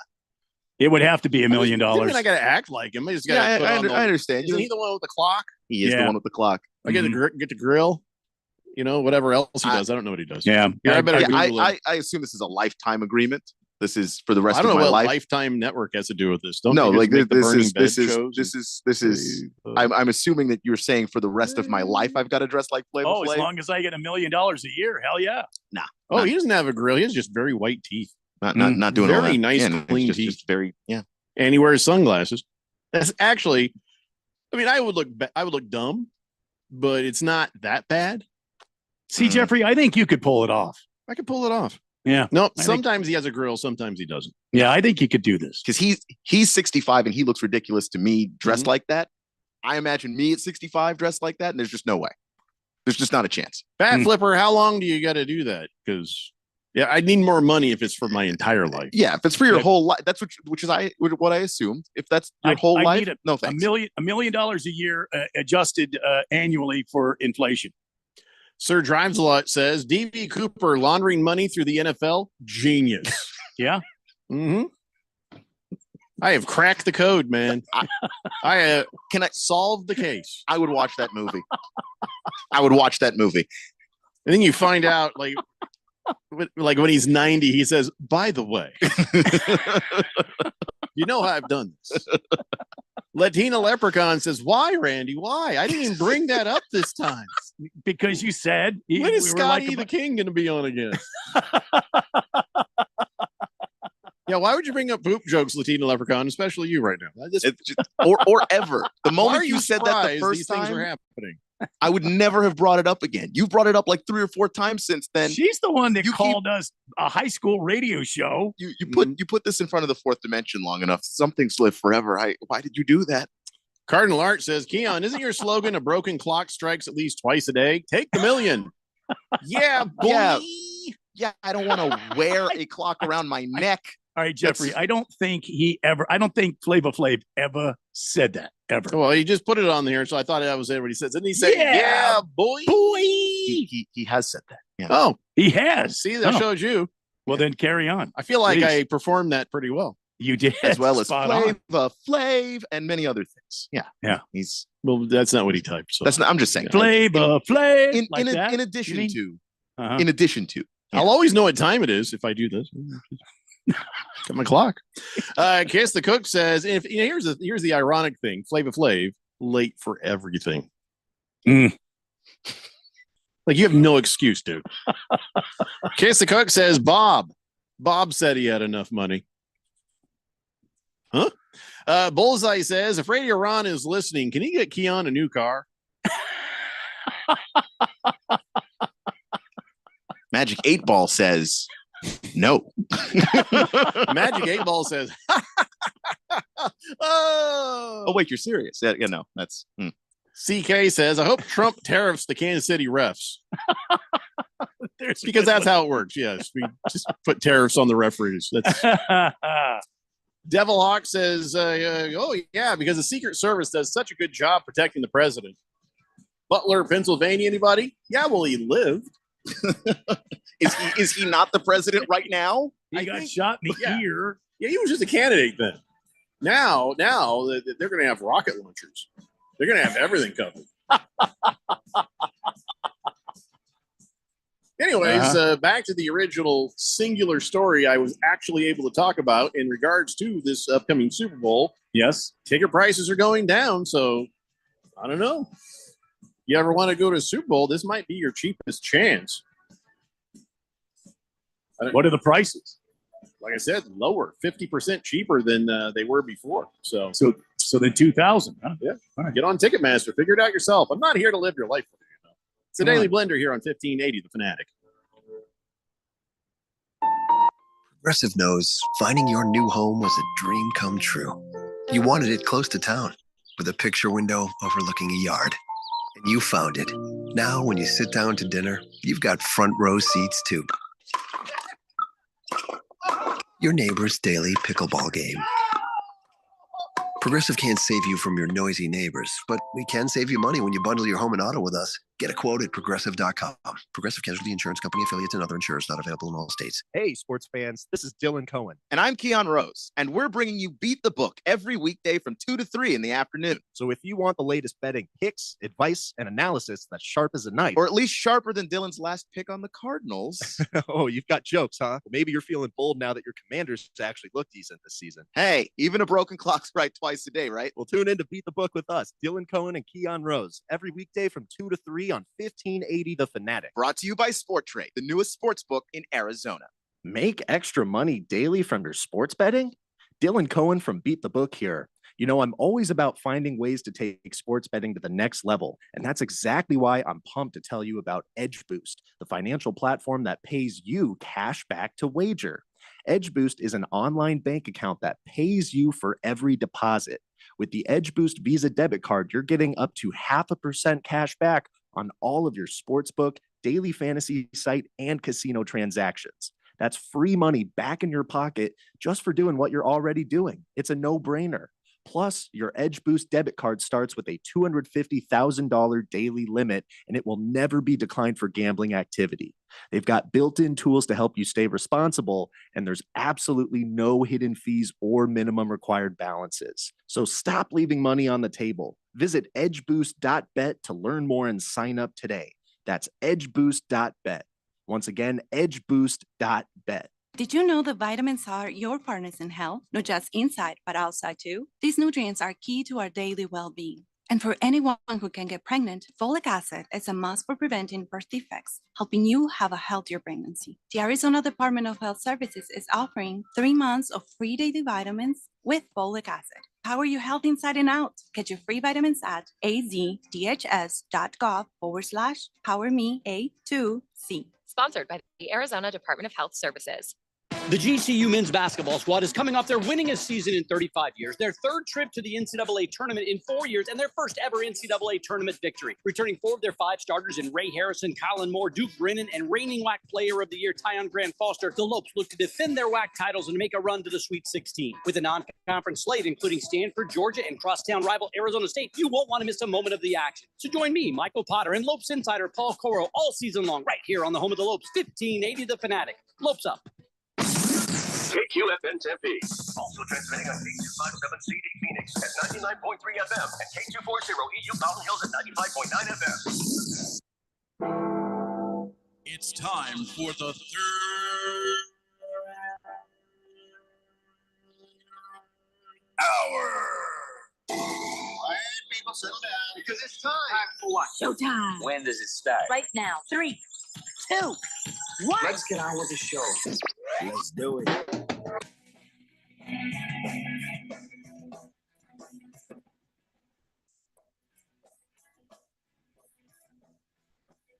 All right, everybody, it's 5 o'clock here on the Daily Blender. Your good friend, radio pal, Jeffrey O'Brien, alongside Randy White. We've got Keon Rose in the control room, and you guys are on the Fanatic text line, 888-368-1580, as we broadcast live in the Harmon Solar Studios in Scottsdale. Big George always likes to break news, so we'll let him.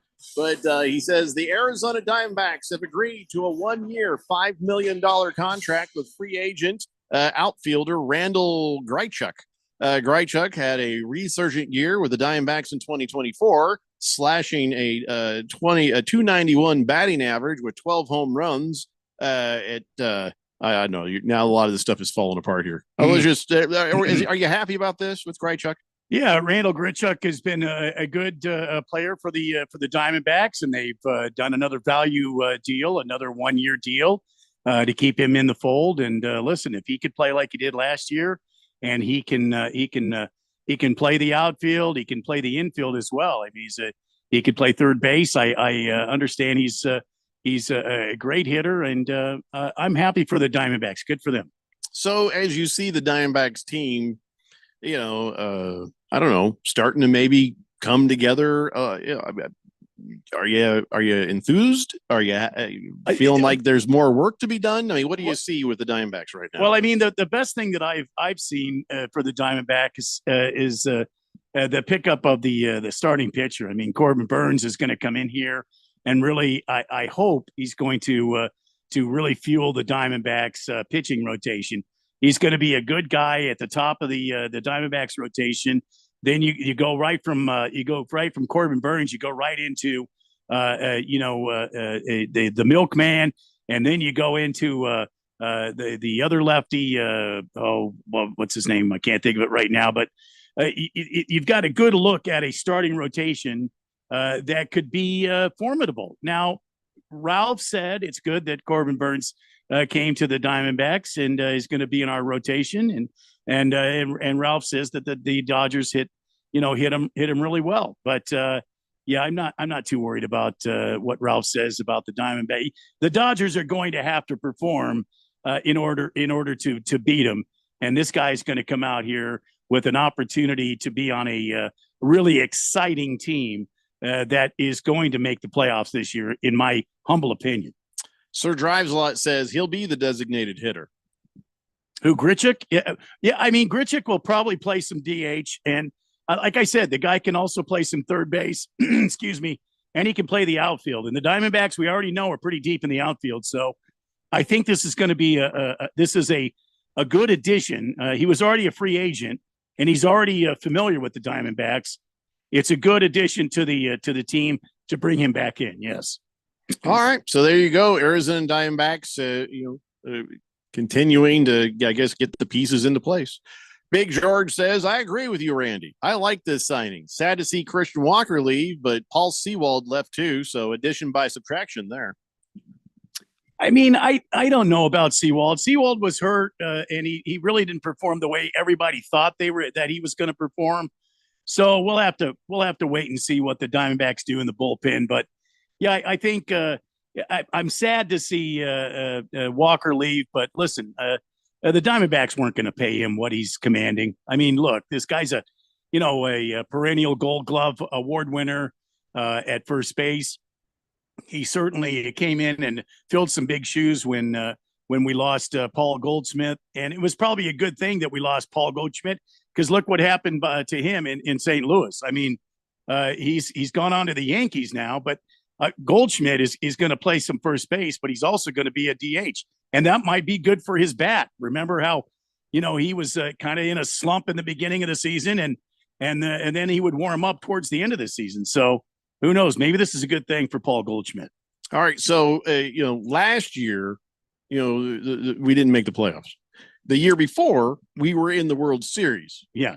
What is the current status? Are we a World Series team again, or are we still missing something? Look, I'm not going to go say this is a World Series franchise right here. I am going to say you still have a good team on your hands. When you talk about the Diamondbacks, you're talking about a franchise that have all of their core players still in place. You still have the MVP. We're not the MVP. He was the third place for the MVP, and we're talking about Ketel Marte. He should have been the MVP, but look, the roster still has their core of great young players, and they're not going to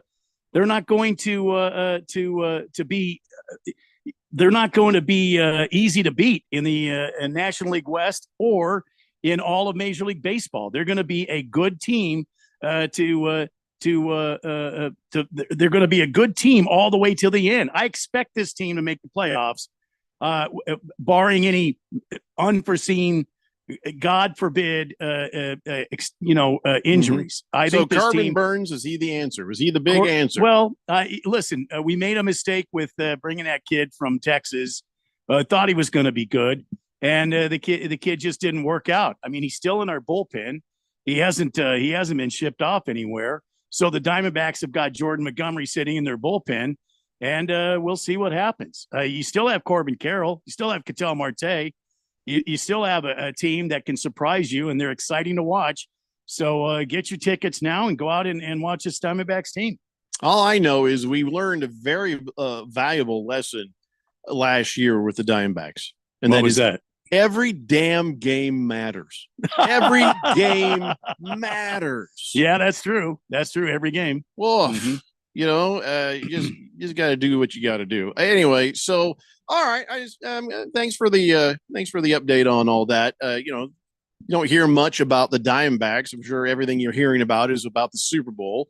Everything you're hearing about is about the NBA trades and stuff, but the Diamondbacks are quietly sitting there in the background. So good to hear. And thanks for the update on that, Big George.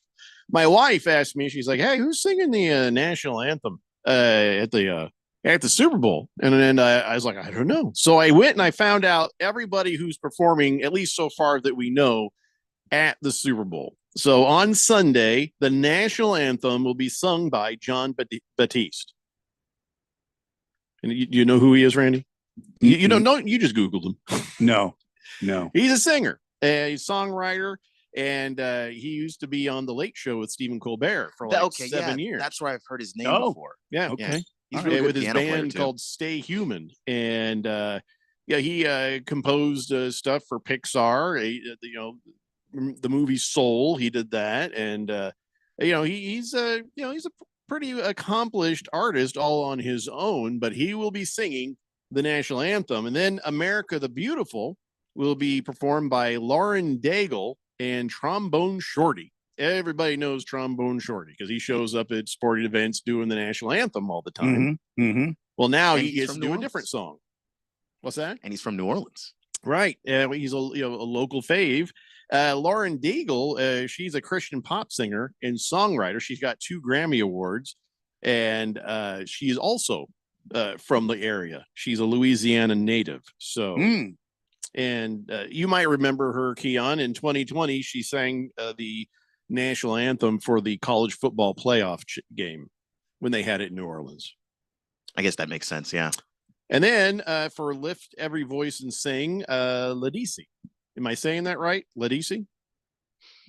Singer, songwriter, music producer. She's an actress. Yeah, I don't know if I know her actually. From New Orleans. Let's see. She did a album called Lost and Found. Her song was called Anything for You. She's got like 11 albums out. Yeah, Clearly not music any of us listen to, but she'll be doing Lift Your Every Voice and Sing. And of course, we already know the halftime show is Kendrick Lamar and guest SZA. SZA. Gonna be fun. Just SZA. It's not SZA. Oh, I thought it was SZA. No, you're combining that with the Ren Fair spot. SZA. Like aha. Although that would be a cooler way to pronounce it. You don't meet SZA and then get a turkey leg. I don't think No. that's how that works. And why not? I don't think she's suffering fools, if you know what I mean. I saw her. I had to watch the Grammys at Wife Point, and she was on there, and I was just hypnotized by. She had this very artistic hair, and I was like, "Wow!" And then when she got up there to do her number, everyone had the same hair. I'm like, "Oh my god, that's a lot of very artistic hair." And then she started performing, and I was like, "Whoa!" And then she ripped off her clothes, and she was wearing like jockey shorts and underwear. It was like, okay, so that's wow. All right. And all the time she's just rapping and singing and doing her thing there. It's very, she's very good. And that was SZA. No, wait, I'm thinking of somebody else. Yeah, I'm getting her I think you're confused thinking with of Doechii. I got her confused with Doechii. Yeah. Wait, who the hell's SZA? SZA. Hold on, I better look her up. Singer more than She looks completely different. More than rapper. Yeah. Oh, I don't know what the hell I'm talking about. She did a song called Kill Bill. Yeah, among other songs. Yeah. She good? She's very good.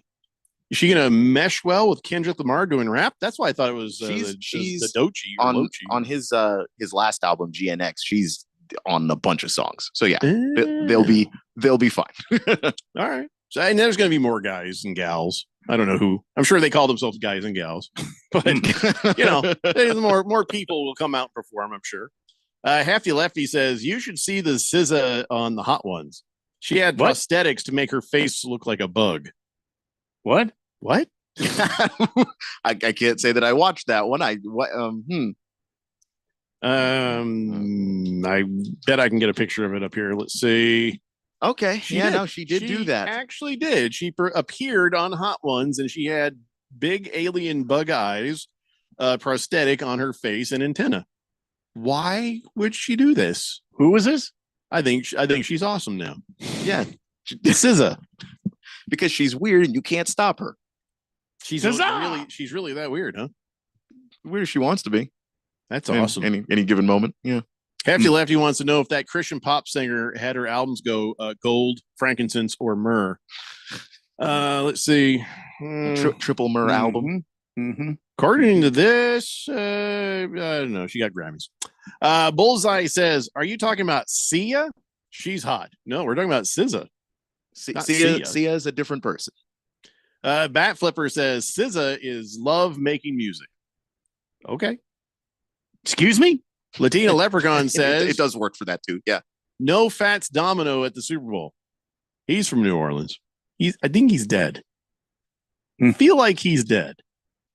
That's a long time ago. Yeah, 2017. Yeah. Oh, he lived longer. He lived a long time.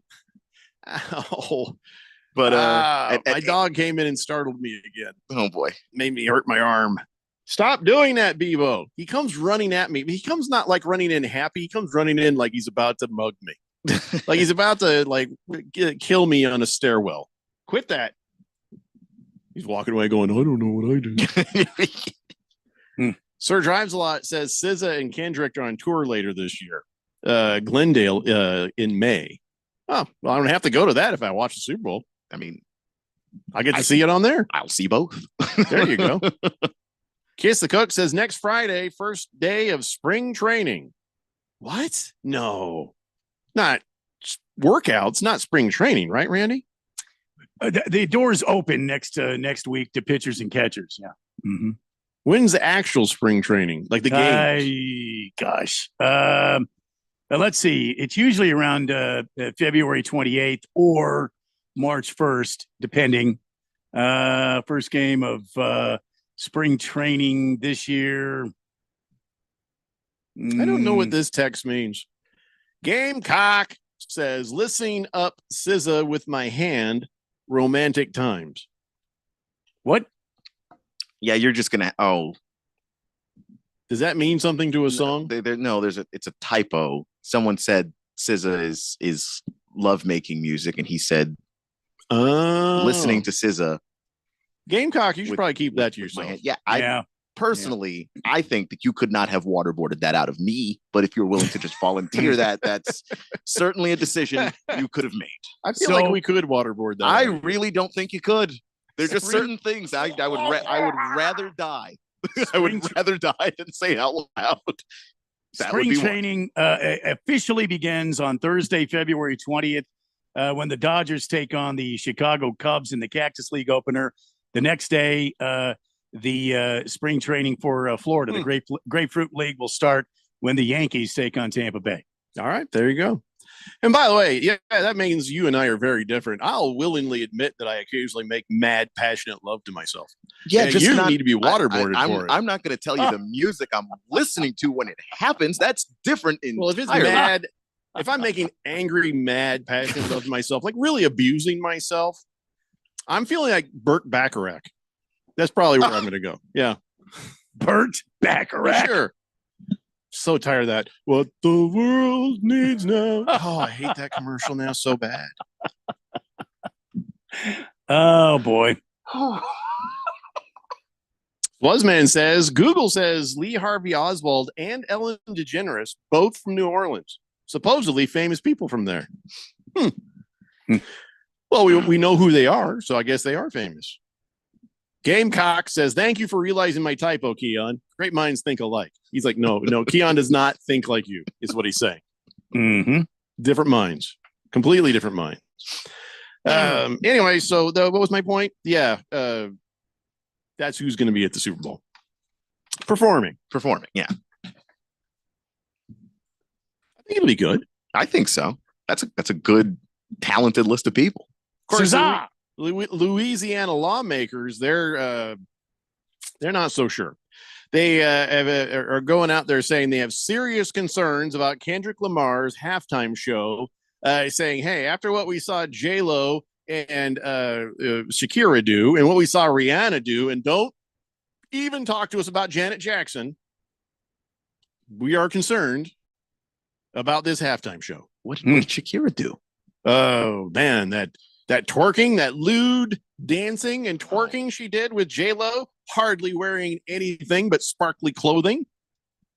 I cannot imagine being from Louisiana and just being no fun to that level. I just can't do it.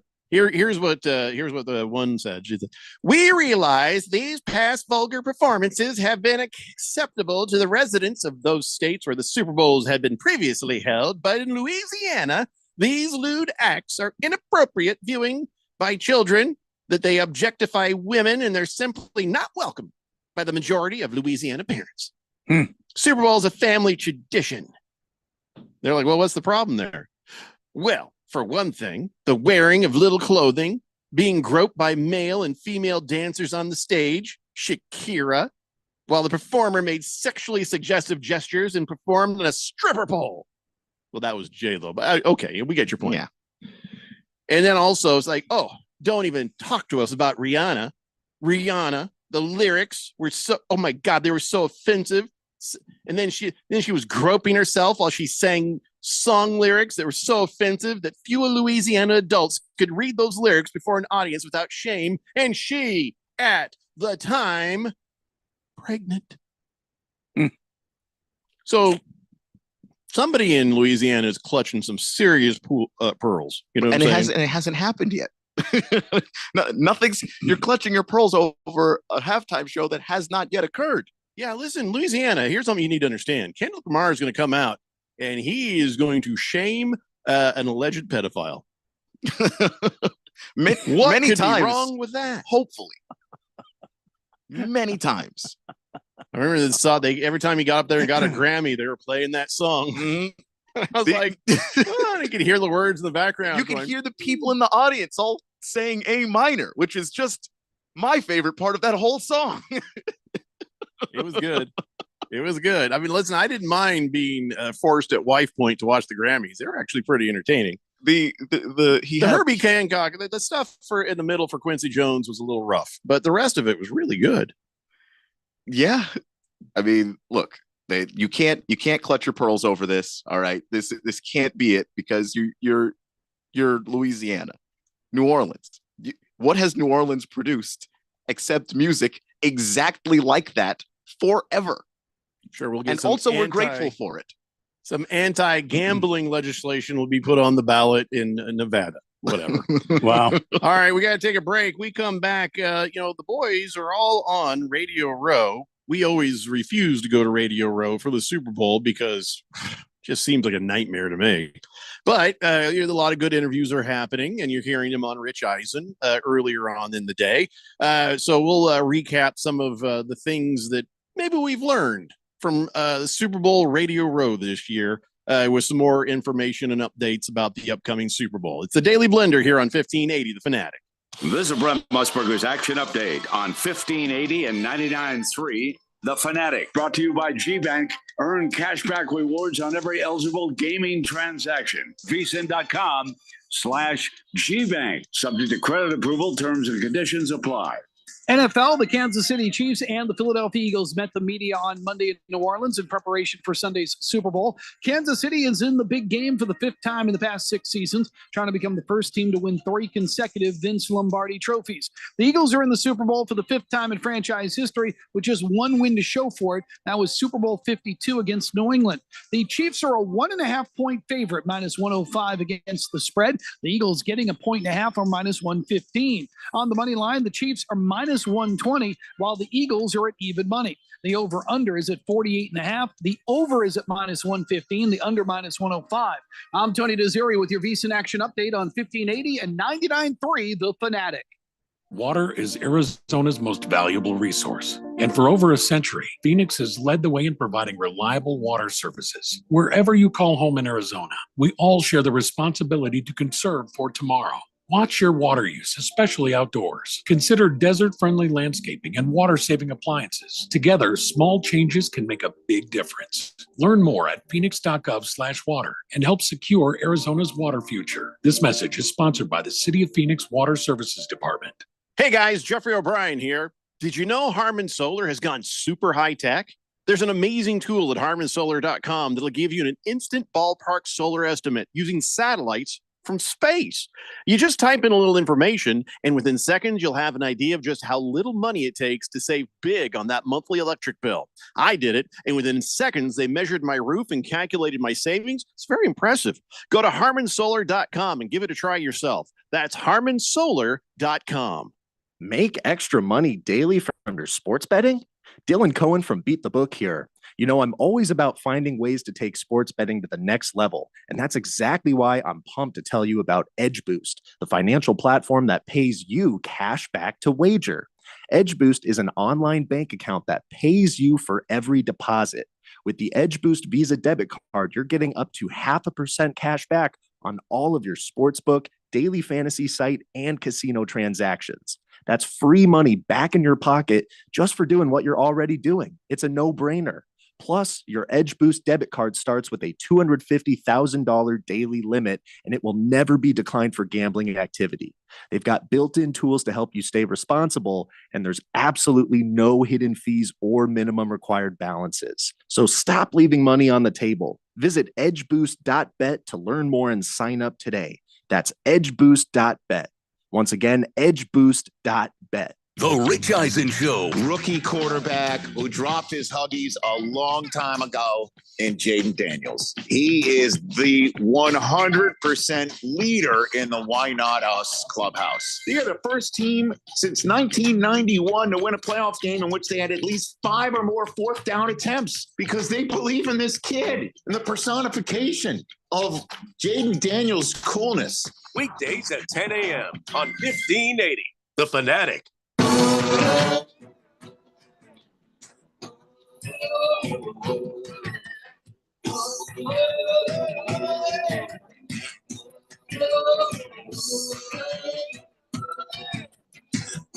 Today's Blender here on 1580 The Fanatic. I was talking to my son the other day, and he was like, hey, remember how we did the Dairy Queen versus celery bet?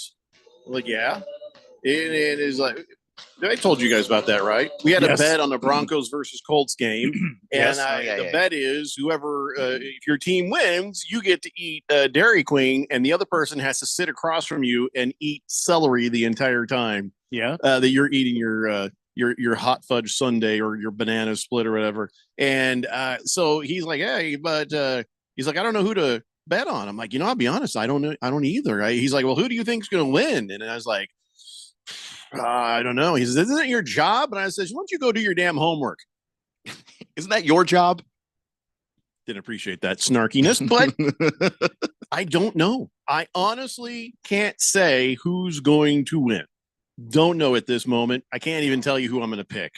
But, the Chiefs always seem to find a way, but the Eagles, they're damn good. Yeah, I just don't know. Do you know? Do you know? I have no clue. I love that. Don't you love that? Yeah. That should make you want to watch. People who are like, I've got Chiefs fatigue. Do you have good football fatigue? Because this is going to be good football. This is going to be interesting. I don't know what's going to happen. And for me, I hate spoilers. I don't like to watch previews. I don't like to know what a show is about before I watch it. Like, I'll start to see something and be like, ooh, looks good. Click. I don't want to watch any more of that preview. So, like, we've got the entire season of preview. I should know what the hell is going to happen. I have no idea. None. I love this. This is going to be good.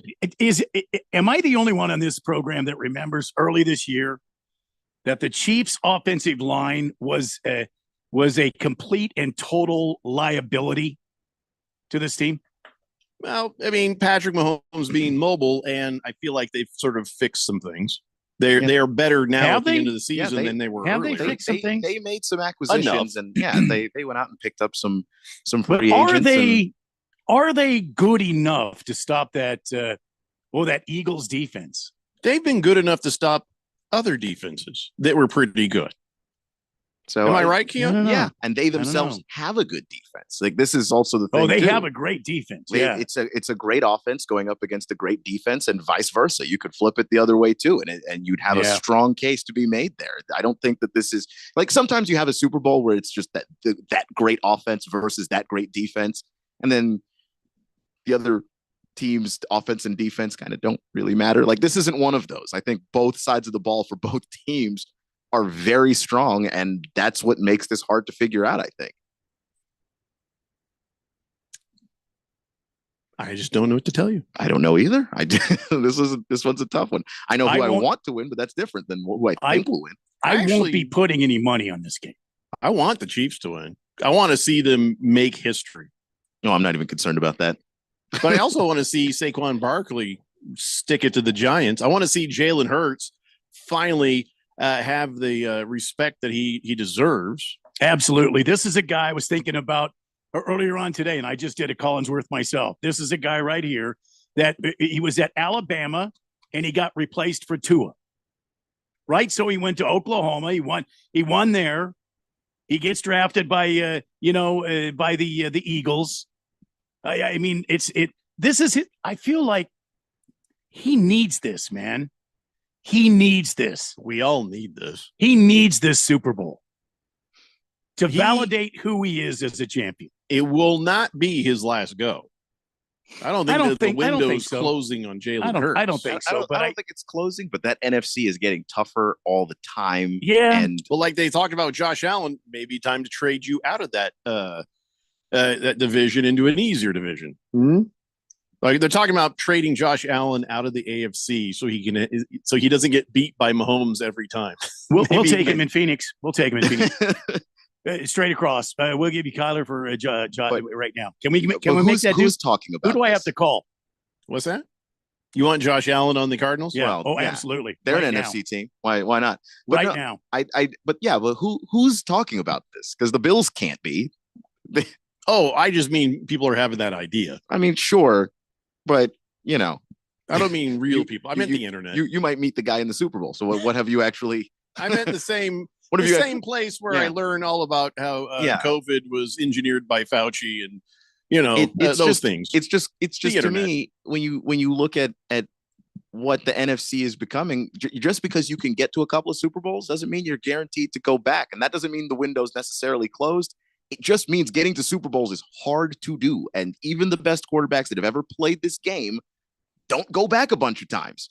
So some of them go once, Marino, and then never really get to go back. So you're not guaranteed that. You got to finish the job there. I just don't want to see another Lombardi in Philadelphia. I won't be mad at either result. I won't be upset about either. I'll feel bad for Jalen Hurts. That's the extent of it. If the Chiefs lose, I won't feel bad for any of them. Well, yeah, no, you guys are good. Yeah.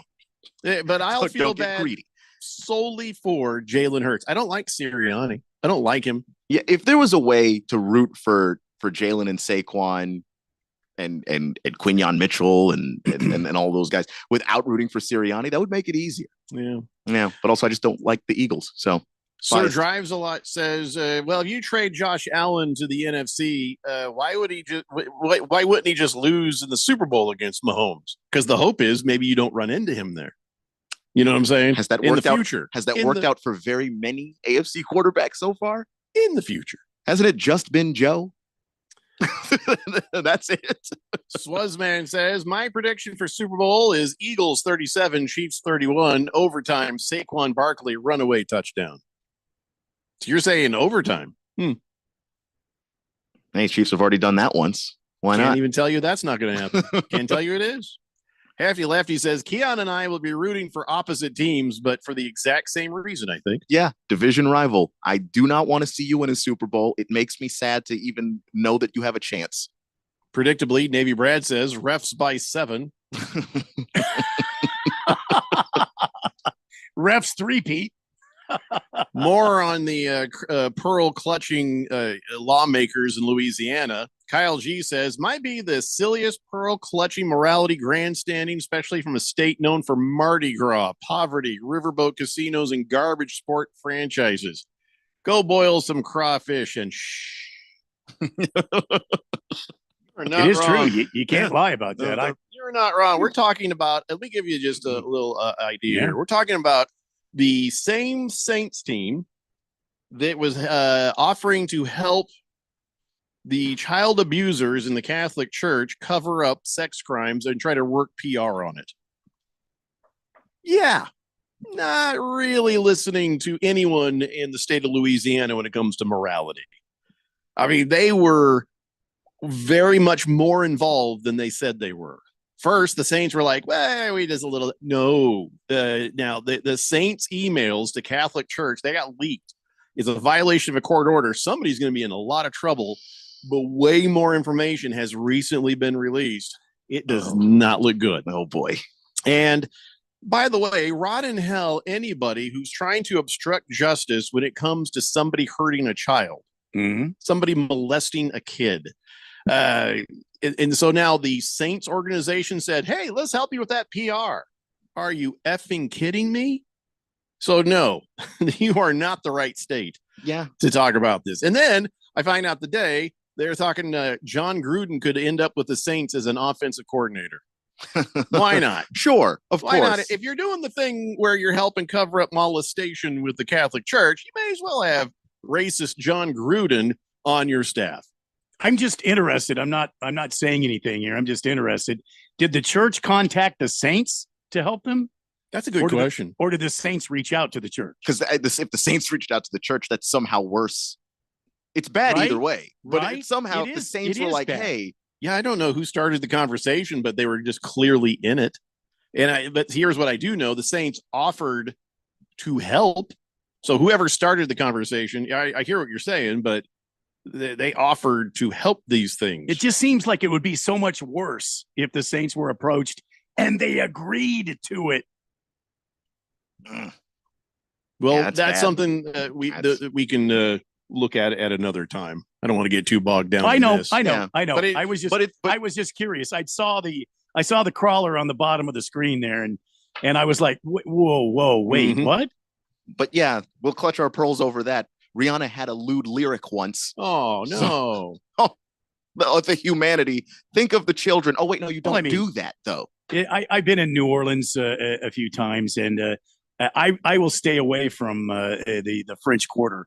I won't even go down to I forget what it is, but you go down that one street there, and it's just lewd, lascivious behavior going on both sides of the street. Now you know why God tried to rinse that place out. Well, I don't know about that. No, it's the Saints and the Catholic Church fault. That's what. Well, and I drove from the airport to my friend's house, and I went through the Ninth Ward, which is one of the most egregious ghettos in the entire country. I mean, if you would have seen what I saw before that whole place got destroyed by that flood and that hurricane, it would sicken you at the kind of poverty that I saw. Yeah, people should be helping people, and they're not. And they're not. The Saints are helping the Catholic Church cover up child molestation, but nobody's helping the people who are living in poverty. It's not the people who are in poverty's fault, but that is pretty tough. Baker's Cocky Hen says, no. Catholic Church was confused. They meant to talk to the Latter-day Saints. I don't think you make that mistake easily. Moldy Tuna Fish says, these are the same Louisiana lawmakers that require that the 10 Commandments be displayed in public school classrooms. Geniuses all around there in Louisiana. Tia says, Keon listening to the Trans-Siberian Orchestra during that time or what? What? What time? What are you talking about? I am so confused. I have no idea what Tia was saying. Moist one rephrase. Podcast. Moist one says we should call them the New Orleans Taints. Why not? So let's talk about the Chiefs. And everybody's like, the NFL's rigged. Oh, they're helping the Chiefs win. Blah, blah, blah, blah, blah. Do you make them villains because of that? You know what I'm saying? It's not like the chief says, hey, give us these calls. Hey, do these things for it's not like they're asking for it. If it's happening, I don't think it's something they requested. So why are they villains? Why are people mad at them? Just because, like with the Patriots, when they were winning all the time? I mean, it was the same arguments back when the Patriots were winning all the time. You know, everything went the Patriots' way. The referees are on the Patriots' side. How are the Patriots? I mean, they've got a Tom Brady rule now that came from that infamous the Tuck rule.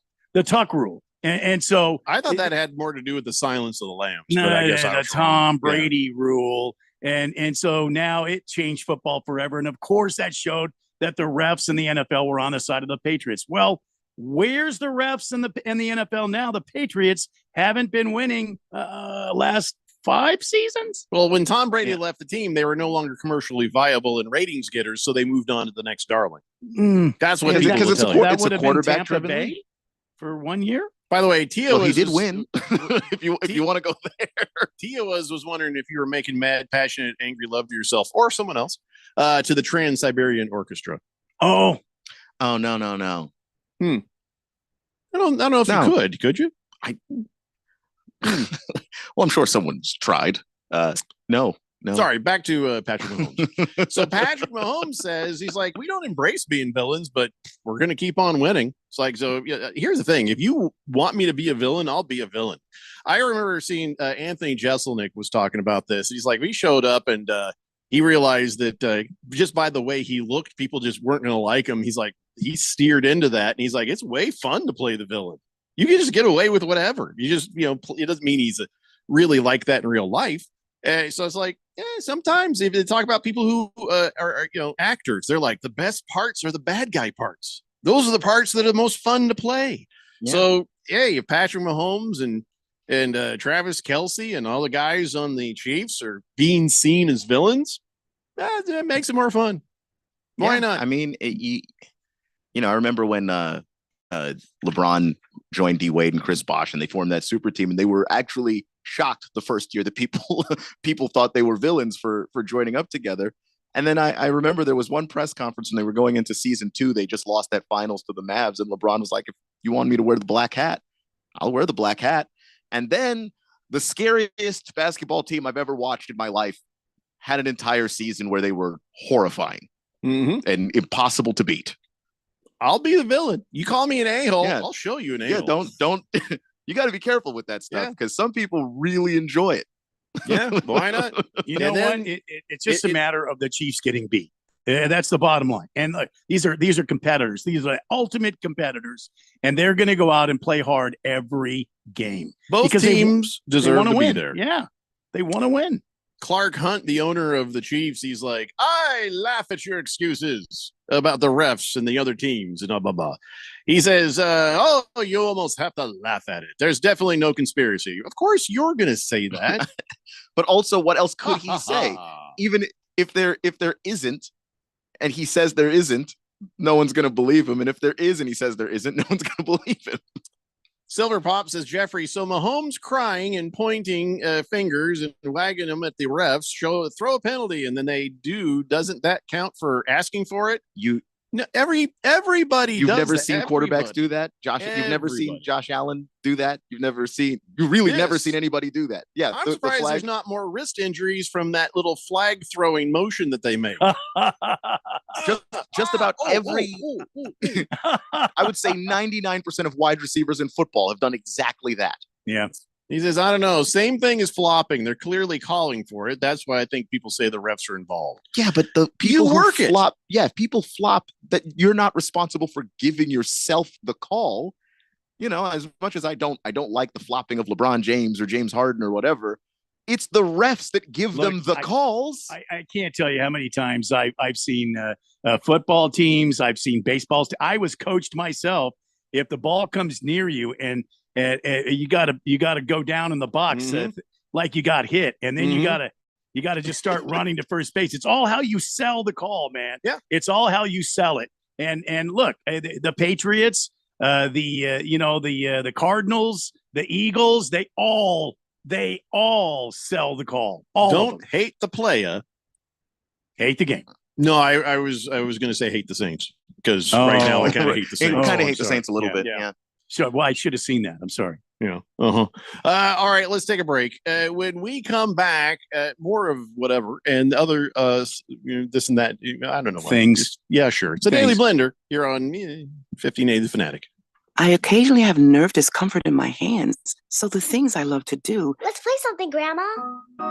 became difficult as I got older. If you have occasional stabbing and burning in your hands and feet, try Nervive Nerve Relief. Nervive's clinically studied dose of alpha-lipoic acid reduces occasional nerve discomfort in as little as 7 days with continued daily use. Say yes to healthy nerves with Nervive Nerve Relief. These statements have not been evaluated by the Food and Drug Administration. This product is not intended to diagnose, treat, cure, or prevent any disease. The Valley of the Sun will roar to life this spring. This ought to get pretty wild here. Why is that, you may ask? Because NASCAR is coming to Phoenix, and it's going to be a weekend of good vibes the whole family won't forget. The best-in-class fan experience meets racing's toughest drivers for 3 days of action on and off the track, all surrounded by the beautiful Estrella Mountains. NASCAR weekend at Phoenix Raceway, March 7th through the 9th. Get your tickets now at phoenixraceway.com. Looking for a gift for your kids or loved ones? Consider getting them something they'll use for the rest of their lives. An education. Open an AZ 529 education savings plan today. Contribute just $50 a month, and they'll have nearly $20,000 by graduation. Plus, your money grows tax-free and can be used for college, vocational school, or workforce training. An AZ 529 account will help them unwrap their full potential. Learn more at az529.gov. This message is sponsored by the Office of the Arizona State Treasurer. As we plan for our retirement, there are 4 questions we need to ask ourselves or our retirement planning advisor. How much? How long? How safe? And what cost? Let's start with how much. That is, how much income we think we'll need each and every year for the rest of our lives, including all the activities we want to enjoy during our retirement, like travel, recreation, and entertainment. Plus the cost of housing, including repair and maintenance, taxes, insurance, and utilities, as well as the cost of healthcare, including expenses not covered by Medicare. Enjoy safe, secure lifetime income of 5 to 9% for life, depending on age and deferral period, with no fee deductions and no annuitizing. Guarantees rely on the financial strength of the insurer, so let's compare free in Scottsdale. For more, visit iqannuity.com, iqannuity.com, iqannuity.com. 1580 The Fanatic. And at 1580thefanatic.com. Your home for sports.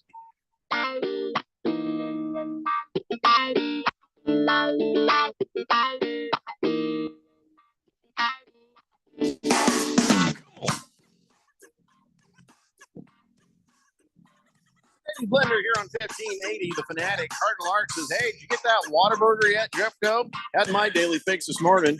Great B.O.B., a.k.a. breakfast on a bun. Damn good. Ordered 2 of them. Dude, I looked them up online, and they're like $4.50 per sandwich. I mean, I know that's normal now, but that seems like a lot, man. Is that just me? No, it's expensive. I don't know anymore. I have been all of these restaurants have just been jacking up prices so long. I don't even know what qualifies as cheap. I mean, eggs have gone through the roof for a dozen and a half. It's $10 for eggs. Wait, what is today? I suppose dozen and a half. Today is February 4th. I thought that was supposed to be all fixed by now. No. We got to get. Can we get some Theraflu for the birds? So that I don't know how they, because I mean, I just eggs are damn expensive. That's crazy. Charging people extra at Waffle House for eggs. Ooh, yeah, it's just crazy.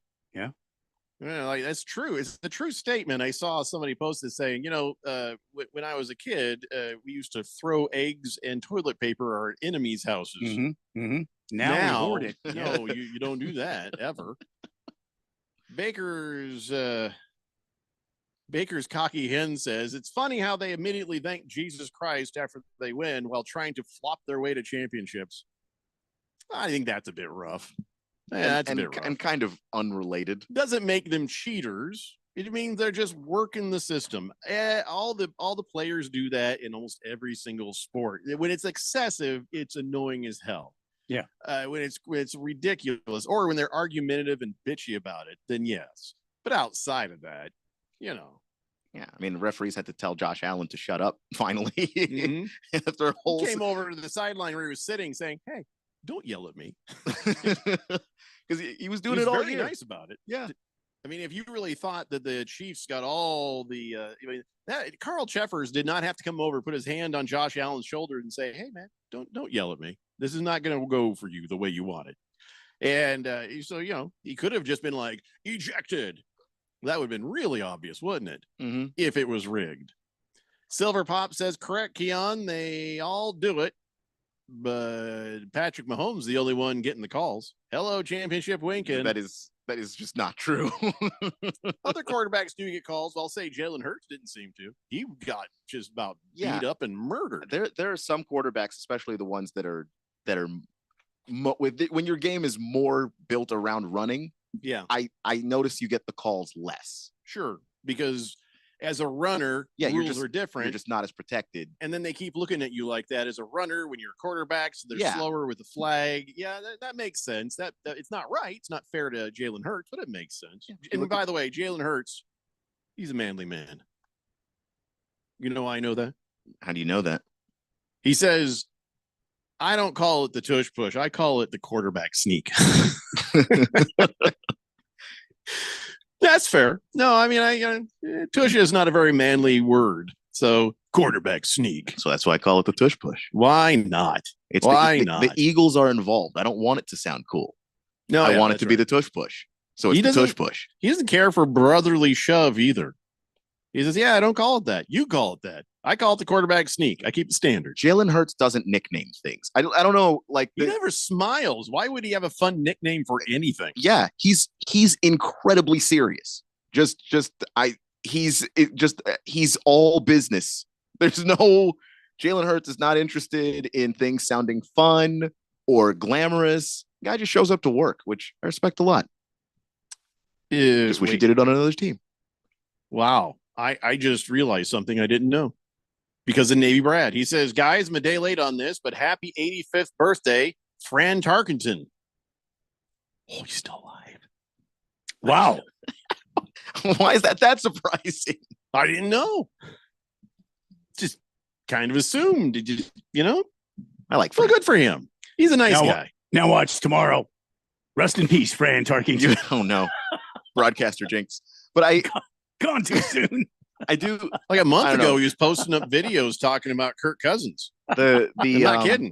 The old NFL films videos of Fran Tarkenton running around like a maniac, just avoiding people. Yeah. Just add that screaming goat sound effect in the background. That's what was happening. Yeah, it was that. But I'll tell you what, I once was watching this show, this NFL show. And the guys that were on the panel there, they were former quarterbacks and players that had played with Fran Tarkenton, and they paid him a high compliment. When Fran Tarkenton would throw a pass, you could see it on film too. The receivers hadn't even broken to where the ball was going.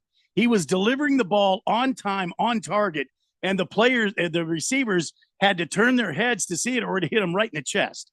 I mean, that's the kind of quarterback he was. He was like super, super accurate.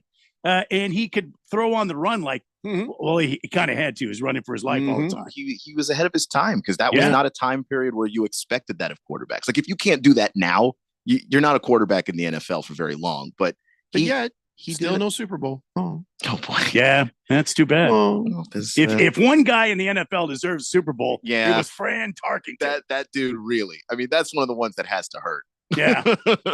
He's so good. At least he's in the Hall of Fame. So I feel bad because I want to heckle Donnie, but then I know I'm hurting Chief Skull and Navy Brad in the process. So I'm conflicted. That's the problem. Yeah. Moist One says his voice is so annoying that nanny show sucked. Wait, what? No, that's Fran Drescher. Fran Tarkenton was on That's Incredible. Yeah. With John Davidson and that other lady. You know this. And didn't he also do like celebrity the athlete skills or something? Whatever. What was it back in the 70s? Yeah, back I'm in sure. the 70s. Yeah. Oh yeah. Baker's cocky hen says they treat running quarterbacks like Shaquille O'Neal. Yeah, like Shaq. Yeah, he no calls. where it's just like, yeah, you're big. You can take the hits. And Rub it's like, some no, dirt on it. You'll be a fine. foul is a foul. But people had to foul Shaq to defend Shaq. Ladies and gentlemen, it's time now for On This Date in Big George's sports history. Back in the year 1939, the Phoenix Open began for the first time in 3 years for a $3,000 purse at the Phoenix Country Club due to the hard work of Bob Goldwater Jr., Sr. I'm sorry, Barry? Byron Nelson. And No, it's not Barry. It's Bob. Was it his Bob? Dad. Bob. Oh, Bob Senior. Yeah, was it Bob? But I got the cup up here. You don't. I don't want to just come on. Sorry. You're making him change between characters too Yeah, fast. I'm trying to be the news guy, and now you're making me do this. So Need me to start it over again? Here. No, I don't want to. Go ahead. I don't remember where I was now. Bob Goldwater Senior Jr. Byron Nelson and John Bula led the tournament after one round at 3 under par. The 27-year-old up-and-comer Byron Nelson would win the tournament and the first $700 first place prize. Ben Hogan finished second. He got $450. Yeah, now look at it. Look at the purse for the Phoenix Open now is a bit more than $700. Yeah, it's like quite a bit. $2.5 million. What is it again? I've already forgot what it was. I don't know. Hold on, I got it for you. I get it. I saw it earlier today. Oh, it's only $9.2 million. Is that the purse? Or That's is the that purse. winning share? I don't know why they have to call it a purse. It's very unmanly. I don't know what they give to first place. All I know is they have $9,200,000 in the satchel, in the wallet, can we come up with a new name for this? In the lockbox. In the fanny pack. Just pulling out wads of cash, handing it to players out there on the 18th. It's got to be a manlier way of saying the purse. Let's see here. In the I pile? just feel like that's not okay. In the this feels kind of silly to in be the bank hung bag? up on this. All right. This is a pet peeve of mine. You're either part of the problem or you're part of the solution, Keon. All right, it's I guess $1 I'm part of the million. problem. It's I just the don't winner's get it. share for the 2025 Phoenix Open is $1.656 million. Mm-hmm. Out of the safe. Out of the lockbox. If I win $1.5 million, you can call it whatever you want. So $1.5 million. If you give me that 1 point whatever million, I'm sashaying away with the purse. You know, Yeah, it was just I'll work it. Now, last week, Rory McIlroy won the Pebble Beach Pro-Am, and he for 4 days worth of playing golf won $3.6 million. A lot more than $700 Byron Nelson got in 1939. Mm-hmm. Must be nice. There you go. Yeah. Sir Drives a Lot says Jeffrey's just on that not manly enough kick. Come on, don't act like purse is. Come on, we could do. But can't we do It's better? just than a that? word. It's just this purse. It just means the amount of money that's there. Lockbox, steel, lockbox. Coin bag. It was probably a coin purse originally because you weren't making that much money. You're getting like nickels. Here you go. Get yourself some gum. Oh, What year was that? 1939.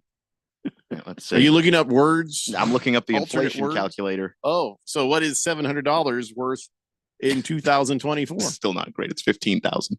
50. Wow. Yeah, huge difference. Huge. Even adjusted for inflation, it's not even close. 1.6 impressive. million out of the strong box.